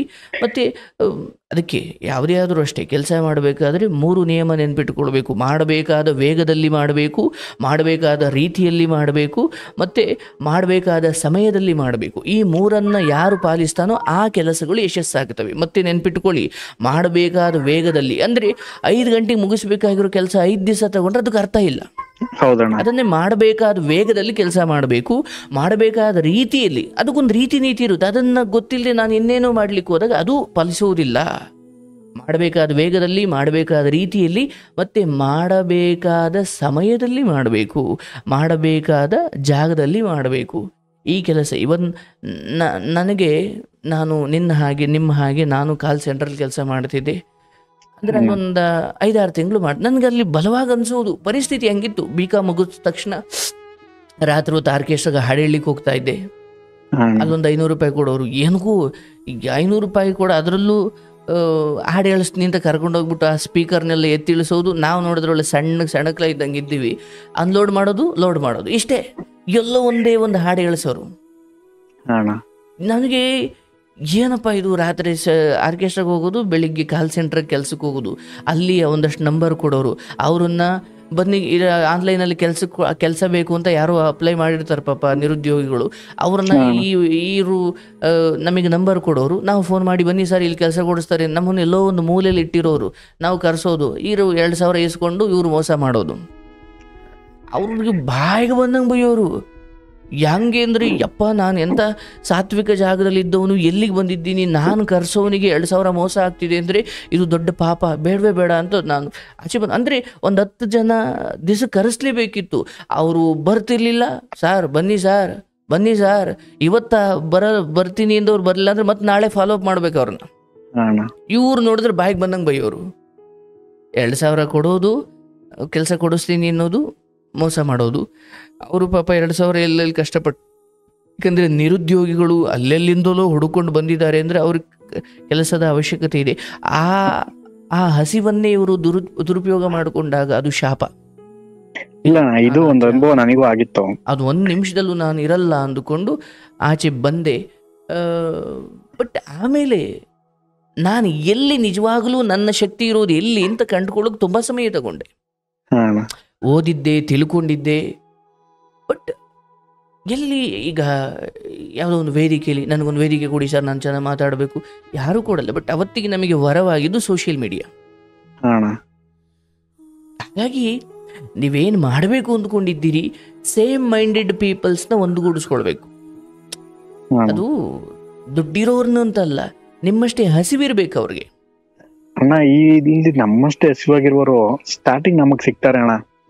ನಮ್ ಜೊತೆನೆ ಇದ್ದು ಜೊತೆನೆ ಮಾಡ್ತಾ ಕೊನೆಗೆ ನಮ್ಗೆ ನೆಗ್ಲಿಜೆನ್ಸಿ ಅನ್ನೋದನ್ನ ತೋರಿಸ್ದಾಗ ಏನ್ ಮಾಡ್ಬೇಕಣ್ಣ ಅಂತ ಟೈಮಲ್ಲಿ.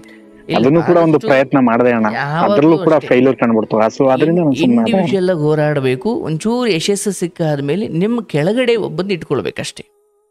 ನೀವು ಆರಂಭದಲ್ಲೇ 2-3 ಹೋಗ್ತೀರಿ ಅಂದ್ರೆ ಅದು ಒಳ್ಳೇದಲ್ಲ. ಯಾಕಂದ್ರೆ ಅದು ಅಭಿಪ್ರಾಯಗಳು ಬೇರೆ ಬೇರೆ ಅಭಿಪ್ರಾಯ ಭೇದ ಬಂದಾಗ ಅಲ್ಲಿ ನಾಲಿಗೆಗಳೆಲ್ಲ ಎಕಡ ಮಾಡ್ಕೊಂಡ್ಬಿಡ್ತಾರೆ. ಹೌದಣ್ಣ. ಅಣ್ಣ, ನಾನು ಆಕ್ಚುಲ್ ಆಗಿ ನಾನು ಈ ಕೆಲ್ಸಕ್ಕೆ ಅಂದ್ರೆ ಮರಗೆಲ್ಸ ಕಲ್ತಿದ್ದೆ, ಅಷ್ಟು ಬರ್ತಿತ್ತು, ಪೂರ್ತಿ ಬರ್ತಿರ್ಲಿಲ್ಲ. ಈ ಕೆಲ್ಸಕ್ಕೆ ಬಂದಿದ್ ಒಂದು ಉದ್ದೇಶ ಏನಂದ್ರೆ, ಒಬ್ಬ ಫ್ರೆಂಡ್, ತುಂಬಾ ಕ್ಲೋಸ್ ಫ್ರೆಂಡ್ ಜೊತೆನೆ ಕೆಲ್ಸಕ್ಕೆ ಹೋಗ್ತಾ ಇದ್ದೆ. ಅವನು ನನ್ ಮುಂದೆ ತುಂಬಾ ಚೆನ್ನಾಗಿದ್ದ. ನಾನು ಇಲ್ದೇ ಇದ್ದಾಗ ಅವನು ಕೆಲಸ ಬರಲ್ಲ, ಸುಮ್ನೆ ಕೂಲಿ ಕೊಡ್ತಾ ಇದೀನಿ, ಹಂಗೆ ಹಿಂಗೆ ಅಂತ ಕೆಲವೊಂದು ಮಾತುಗಳಾಡ್ದಣ್ಣ. ಆ ತರ ಮಾಡಿದಾಗ ಏನಾಯ್ತು, ನನ್ಗೆ ಬಂದು ನಮ್ಮ ಅಪ್ಪಂಗೆ ಹೇಳ್ದಂಗೆ ಹಿಂಗೆ ಆಯ್ತು ಕಣಪ್ಪ ಅಂತ. ನಮ್ಮಪ್ಪ ಒಂದೇ ಮಾತು, ನೀನ್ ಮಾಡ್ತಿದ್ಯಾ ಈಗ, ಏನ್ ಆಫೀಸ್ ಕೆಲಸ ಮಾಡ್ತೀಯ, ಬಿಡು, ನಿನ್ ಆಗ್ಲಿಲ್ಲ ಅಂದ್ರೆ ಬಿಟ್ಬಿಡು, ಇದೇ ಕೆಲ್ಸ ಕಲಿ, ಇದೇ ಕೆಲಸ ಮಾಡು, ಇದ್ರಲ್ಲೇ ಒಂದು ಹೆಸರು ಮಾಡು, ಅವಾಗ ಅವನಿಗೆ ಹೇಳು. ಇಲ್ಲಪ್ಪ, ಮೊದಲು ಕಂಡುಕೊಳ್ಬೇಕು, ನೀವು ಮೀನಲ್ಲಿ ಅಂದ್ರೆ ನೀರಲ್ಲಿರಬೇಕಾದ ಮೀನು, ಇಲ್ಲ ಮರ ಹತ್ತಬೇಕಾದ ಕೋತಿನೋ, ಇಲ್ಲ ದಿಬ್ಬದಲ್ಲಿ ಓಡಬೇಕಾದ ಆನೇನೋ. ಅಂದ್ರೆ ನಮ್ಮ ಶಕ್ತಿ ಎಲ್ಲಿ ಅಂತ ಕಂಡುಕೊಳ್ಳದೆ ಸುಮ್ಮನೆ ಎಲ್ಲ ಮಾಡ್ಕೊಂಡು ಹೋಗೋದು ಅದು ವ್ಯರ್ಥ. ಅದನ್ನು ಕಂಡುಕೋ, ಒಳ್ಳೇದಾಗಲಪ್ಪ. ನಾನು ಇಷ್ಟು ಮಾತ್ರ ಹೇಳಬಲ್ಲೆ, ಬದುಕು ಚೆನ್ನಾಗಿದೆ. ತುಂಬ ಆ ಕಡೆ ಈ ಕಡೆ ನೋಡಿ ಗೊಂದಲಕ್ಕೊಳಗಾಗಬೇಡ. ಈ ಮನುಷ್ಯ ಮಾಡ್ಕೊಳ್ಳೋ ಎಡವಟ್ಟೆ ಹೇಗೆ ಅಂದರೆ, ಅವನು ಏನೋ ಕೆಲಸ ಮಾಡ್ತಿರ್ತಾನಂತೆ, ಬಟ್ ಅವನಿಗೆ ಆ ಕಡೆ ನೋಡ್ತಾನೆ, ಅಯ್ಯೋ ಅವ್ರು ಸುಮ್ಮ ಕೂತಾರೆ, ನಾನೇಕೆ ಇಷ್ಟು ಕೆಲಸ ಮಾಡಬೇಕು, ಕೆಲಸ ಸ್ವಲ್ಪ ಸ್ಲೋ ಮಾಡಿಬಿಡ್ತಾರೆ. ನಿಮ್ಗೆ ಹೇಳ್ತಿಲ್ಲ, ಬಟ್ ಇದು ಸಾಮಾನ್ಯವಾಗಿರೋ ಸೋಲಿಗೆ ಕಾರಣ. ಅವರು ಸುಮ್ಮನೆ ಕೂತಾರೆ, ನಾನು ಯಾಕೆ ಮಾಡಲಿ. ಇಲ್ಲ, ನಾವು ನಿಜಕ್ಕೂ ಲೀಡರ್ ಆಗಬೇಕು ಅಂದಾಗ ಗಡಿಯಾರ ನೋಡೋದನ್ನು ಬಿಡಬೇಕು. ಲೀಡರ್ ಆಗಬೇಕು ಅಂದಾಗ ನಾವು ಎಲ್ಲರಿಗಿಂತ ಹೆಚ್ಚು ಅಧ್ಯಯನ ಮಾಡಬೇಕು. ದಿವಸಕ್ಕೆ ಮಿನಿಮಮ್ ಅಂದರೂ 14ರಿಂದ 17 ಅವರ್ ಕೆಲಸ ಮಾಡಬೇಕು ಅಥವಾ ಅಧ್ಯಯನ ಮಾಡಬೇಕು. ಅಂದರೆ ಆರಂಭದಲ್ಲಿ ನಾವು ಅಷ್ಟು ತ್ಯಾಗ ನಾವು ಮಾಡ್ಲಿಕ್ಕೆ ತಯಾರಿಲ್ಲ ಅಂದರೆ ಸಾಧ್ಯ ಇಲ್ಲ. ಲೀಡರ್ ಅನ್ನೋದು ಅದು ಬೇರೆದೇ ರೀತಿಯ ದೊಡ್ಡ ಸ್ಥಾನ. ಅಲ್ಲಿಗೆ ಹೋಗಲಿಕ್ಕೆ ಅದರದ್ದೇ ಆದ ದೊಡ್ಡ ತಪಸ್ಸಿನ ರೀತಿ ಕೆಲಸ ಬೇಕು. ಹಾಗಾಗಿ ಏನು ಭಗವಂತ ಒಂದೊಳ್ಳೆ ಕುಟುಂಬ, ಮನೆಯಿಂದ ಹೊರಗಡೆ ಏನೇನು ನಷ್ಟ ಆದರೂ ಒಳಗಡೆ ಮನೆ ಒಳಗಡೆ ಹೊಸ್ಲಿಂದ ಒಳಗಡೆ ಕಾಲಿಟ್ಟಾಗ ನೆಮ್ಮದಿ ಇದೆಯಾ, ನೀನು ಪುಣ್ಯವಂತನಪ್ಪ. ಯಾಕಂದರೆ ನಾನು ಇಲ್ಲಿ 1000 ಕತೆ ಕೇಳಿರೋನಾಗಿ ಹೇಳ್ತಾ ಇದ್ದೀನಿ. ಹೊರಗಡೆ ನೀವು ಯುದ್ಧ ಗೆದ್ದುಕೊಂಡು ಬಂದು ಒಳಗಡೆ ಬಂದಾಗ ನಿಮಗೆ ಗೊತ್ತಿಲ್ಲದಂಗೆ ತುಂಬ ಕಳ್ಳಾಟಗಳು ನಡೀತಿದ್ದಾವೆ ಅಥವಾ ತುಂಬ ನೆಮ್ಮದಿ ಇಲ್ಲದ ವಾತಾವರಣ ಅಂದಾಗ ಮನುಷ್ಯನಿಗೆ ಹೊರಗಿನ ಯಾವ ಹಣ, ಆದಾಯ ಅಥವಾ ಲಾಭ, ಲಾಟ್ರಿ ಇದು ಯಾವುದೂ ಕೂಡ, ಮನೆಯಲ್ಲಿ ನೆಮ್ಮದಿ ಇಲ್ಲ ಅಂದರೆ ಇದು ಯಾವುದೂ ಫಲ ಅದು ನೆಮ್ಮದಿ ಕೊಡೋದಿಲ್ಲ. ಹೌದಣ್ಣ. ಅಷ್ಟಿದೆ, ಅದನ್ನು ಕಾಪಾಡ್ಕೊಳ್ಳಿ.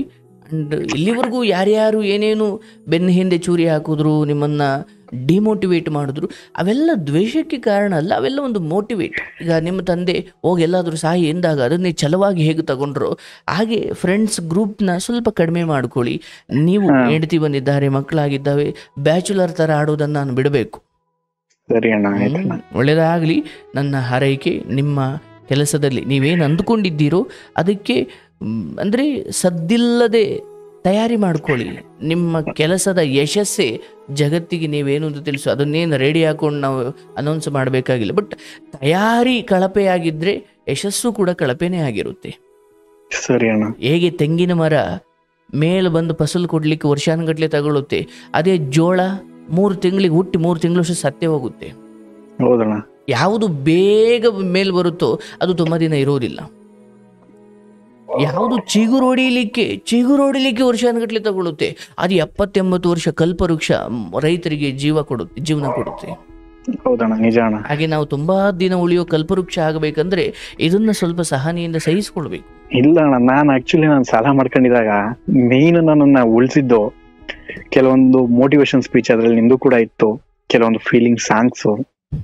ಇದೇ ಅಣ್ಣ ಕಂಪ್ಲೀಟ್ ನನ್ನ ಮೈಂಡ್ ಪೂರಾ ಡೈವರ್ಟ್ ಆಗ್ಬಿಟ್ಟಿತ್ತು. ಇಲ್ಲ ಸಾಯಿ, ಇಲ್ಲ ಮನೇಲಿರೋ, ಇಲ್ಲ ಸಾಯಿ ಮಾತಿತ್ತು. ನಮ್ಗೆ ಮಾತು ಹೇಳಿ ಹೇಳಿ ಹೇಳಿ ಮೈಂಡ್ ಪೂರ್ತಿ ಅದೇ ಕೂತ್ಕೊಬಿಟ್ಟಿತ್ತಣ್ಣ. ಸೊ ನನಗೆ ಒಂದು ಕಾನ್ಫಿಡೆನ್ಸ್ ಅಂದ್ರೆ ಯಾವ್ದೋ ಒಂದು ಮೂಲಲ್ಲಿ ಇಷ್ಟೇ ಇದ್ದಿದ್ದು 70,000 ಅಲ್ವರು ಯಾವ್ದು ನಾನು ತಿಥಿಗೆ ತೀರ್ಸೋರು ಅಂತ ಅನ್ಕೊಬಿಡುವ. ಈಗ ನಾನು ಸತ್ತಿದ್ದೀನಿ ಅನ್ನೋ ಲೆಕ್ಕಾಚಾರದಲ್ಲಿ ಮನೇಲಿರೋ ಹುಡುಗರನ್ನ ಲೆಕ್ಕಾಚಾರದಲ್ಲಿ ಇದ್ದೇಣ. ಹೌದು, ಅವೆಲ್ಲ ನಿಮಗೊಂದು ಸ್ಫೂರ್ತಿನಪ್ಪ. ನಾಳೆ ನಿಮ್ಮ ಮಕ್ಕಳಿಗೆ ಹೇಳಲಿಕ್ಕೆ ನಿಮಗೊಂದು ಕತೆ ಬೇಕಲ್ಲಪ್ಪ. ಇಲ್ಲ, ನಾನು ಈಗ ನನ್ನ ಮಗನ್ ನಾನು ಅಷ್ಟೇ ಈಗಲೂ ನನ್ನ ಹೆಂಡತಿ ಜೊತೆ ನಾನು ಅದನ್ನೇ ಹೇಳ್ತಾ ಇರ್ತೀನಿ. ಇಷ್ಟೇ ಹೇಳೋದು, ನೋಡಮ್ಮ ನಾನು ಹೋಟ್ಲಲ್ಲಿ ತಟ್ಟೆ ಕೂಡ ತೊಳೆದಿದ್ದೀನಿ, ಆದ್ರೆ ನಮ್ಮ ಅಪ್ಪಂಗೆ ಗೊತ್ತಿಲ್ಲ. ಕಾರ್ ತೊಳೆದಿದ್ದೀನಿ, ನಮ್ಮ ಅಪ್ಪಂಗೆ ಗೊತ್ತಿಲ್ಲ. ಹೋಟ್ಲಲ್ಲಿ ತಟ್ಟೆ ತೊಳಿತಾ ಇದ್ರು ಕೂಡ ನಮ್ಮ ಅಪ್ಪ ಹೋಟ್ಲಲ್ಲಿ ಸೂಪರ್ವೈಸರ್ ಕಣಪ್ಪ ಅಂದಿದ್ದೀನಿ, ಅವ್ರಿಗೆ ಗೊತ್ತಿಲ್ಲ. ಬೆಂಗಳೂರಲ್ಲಿದ್ದೆ ಇದೇ ಕೆಲಸ ಎಲ್ಲ ಮಾಡಿದೀನಿ.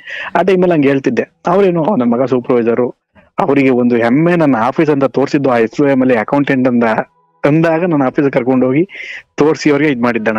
ಅಲ್ಲಿ ತನಕ ಅವ್ರಿಗೆ ತೋರಿಸಿರ್ಲಿಲ್ಲ ಅದನ್ನ. ಒಳ್ಳೇದಾಗ್ಲಪ್ಪ, ಸಂತೋಷವಾಗಿರಿ, ನಿಮ್ಮ ಪ್ರಯತ್ನ ಮುಂದುವರಿಸಿ. ಇರೋದ್ರಲ್ಲಿ ಬಹಳ ಆನಂದ ಪಡಿ. ಯಾಕಂದ್ರೆ gratitude is the best attitude. ಕೃತಜ್ಞತೆ. ಈಗ ಹೊಸದನ್ನು ಪಡ್ಕೊಳ್ಳೋ ಕಡೆ ಪ್ರತಿ ಮನುಷ್ಯನೂ ಒದ್ದಾಡ್ತಾನೆ. ಆದ್ರೆ ಇರುವ ಭಾಗ್ಯವ ನೆನೆದು ಬಹಾರನೆಂಬುದನ್ನು ಬಿಡು. ಅಂದ್ರೆ ಬರಲ್ಲ ಅನ್ನೋ ಕಾರಣಕ್ಕೆ ಬಿಡಬೇಡ, ಪ್ರಯತ್ನ ಮಾಡು. ಆದ್ರೆ ಇರುವುದನ್ನ ಸ್ಮರಿಸು. ಯಾಕಂದ್ರೆ ಇರುವುದನ್ನ ಈಗ ಕಟ್ಕೊಂಡು ಹೆಂಡತಿಯನ್ನು ಪ್ರೀತಿಸೋದು ಬಿಟ್ಟು ಹೊರಗಡೆ ಹೋಗಿ ಇನ್ಯಾವುದಕ್ಕೂ ಸಿಕ್ಕಾಕೊಂಡು ಹಾಳಾದವ್ರು ತುಂಬಾ ಜನ ಇದ್ದಾರೆ. ಅಂದ್ರೆ ಇರೋದಕ್ಕೆ ಅಯ್ಯೋ ನನ್ನ ಪಾಲಿಗೆ ಬಂದ್ಲಲ್ಲಪ್ಪ, ಏಕೆನೆ ನನ್ನ ದೇವತೆ. ಇರುವುದನ್ನ, ಅದು ಕೆಲಸವಾಗಿರ್ಬೋದು, ಹೆಂಡತಿ ಆಗಿರ್ಬೋದು, ಮಕ್ಕಳಾಗಿರ್ಬೋದು, ಹೆತ್ತ ತಂದೆ ತಾಯಿ ಆಗಿರ್ಬೋದು, ಇರುವುದನ್ನ ಯಾವುದು ಇದೆಯೋ ಅದನ್ನ ಸ್ಮರಿಸಿ ಹೊಸದನ್ನ, ಅಥವಾ ಅದು ಹೊಸದನ್ನ ಅಂದ್ರೆ ಹೊಸ ಹೆಂಡತಿಯಿಂದ ಅಲ್ಲ, ಹೊಸ ಕೆಲಸ ಅಥವಾ ಹೊಸ ಉನ್ನತಿಯನ್ನು ಸಾಧಿಸ್ಲಿಕ್ಕೆ ಪ್ರಯತ್ನ ಮಾಡಿ. ಆದರೆ ಗ್ರಾಟಿಟ್ಯೂಡ್, ಕೃತಜ್ಞತಾ ಭಾವನೆ, ಪ್ರತಿದಿನ ಬೆಳಗ್ಗೆ ಎದ್ದಾಗ ಭಗವಂತ ನನ್ನನ್ನ ಈ ದಿನ ಮತ್ತೆ ನಿದ್ದೆಯಿಂದ ಎಚ್ಚರಿಸಿದ್ದೀಯ, ಈ ದಿನ ನಾನು ಯಶಸ್ವಿಯಾಗಿ ನನ್ನ ದಿನವನ್ನ ಕಳೀಲಿಕ್ಕೆ ನನಗೆ ಶಕ್ತಿ ನೀಡಪ್ಪ ಅಂತ ನಿನ್ನ ತಂದೆ ತಾಯಿ, ನಿಮ್ಮ ಪುಟ್ಟ ಮಗ, ವಯಸ್ಸಲ್ಲಿ ನಿಮಗಿಂತ ಚಿಕ್ಕವನಿರ್ಬೋದು, ಅವನು ನಿಮ್ಮ ಪಾಲಿಗೆ ಒಂದು ಬೆಳಕೇ ಹೌದು. ನಿಮ್ಮ ಬದುಕನ್ನು ಶ್ರೀಮಂತಗೊಳಿಸಿದವನು, ತಂದೆಯನ್ನು ಪಟ್ಟವನ್ನು ಕೊಟ್ಟವನು, ಎಲ್ಲಾ ರೀತಿಯಲ್ಲೂ ಜವಾಬ್ದಾರಿ ಕೊಟ್ಟವನು, ಅವರಿಗೂ ನೀವು ಕೃತಜ್ಞತೆಯಿಂದ ಇರಬೇಕು. ಒಳ್ಳೇದಾಗಲಪ್ಪ. ಆಗ ಕರೆ ಮಾಡ್ತಾರಿ, ಶುಭವಾಗಲಿ. ಬಹಳಷ್ಟು ಜನ ಯುವಕರು, ಇವನ್ ನನ್ನನ್ನು ಸೇರಿದಂತೆ ನಾನು ಅದನ್ನ ಒಂದು ಹಂತದಲ್ಲಿ ಫೇಸ್ ಮಾಡಿದ್ದೀನಿ. ಅಂದ್ರೆ 10 ಕೆಲಸ, ಅದು ನಾವೇನೋ ಸಾಧಿಸಬೇಕು ಅಂತ ಇರುತ್ತೆ ಇಂಡಿವಿಜುವಲಿ, ಯಾರ ಕೈ ಕೆಳಗಡೆನೇ ಇದ್ದು ಅಲ್ಲ. ನಾವೇನೋ ಸ್ವಂತ ಮಾಡಬೇಕಪ್ಪ ಆಸೆ ಇರುತ್ತೆ. ಬಟ್ ಒಂದು ಹಂತದವರೆಗೂ ನಮಗೆ ನಾವು ಅಂದ್ಕೊಂಡಿದ್ದನ್ನು ಮಾಡಲಿಕ್ಕೆ ಯಾರು ವೇದಿಕೆ ಒದಗಿಸಿ ಕೊಡುವುದಿಲ್ಲ. ಅದನ್ನು ನಾವೇ ಸೃಷ್ಟಿ ಮಾಡ್ಕೊಳ್ಬೇಕು. ಅಂದರೆ ವೇದಿಕೆಯನ್ನು, ಅವಕಾಶವನ್ನು ನಾವೇ ಸೃಷ್ಟಿ ಮಾಡಿಕೊಳ್ಬೇಕು.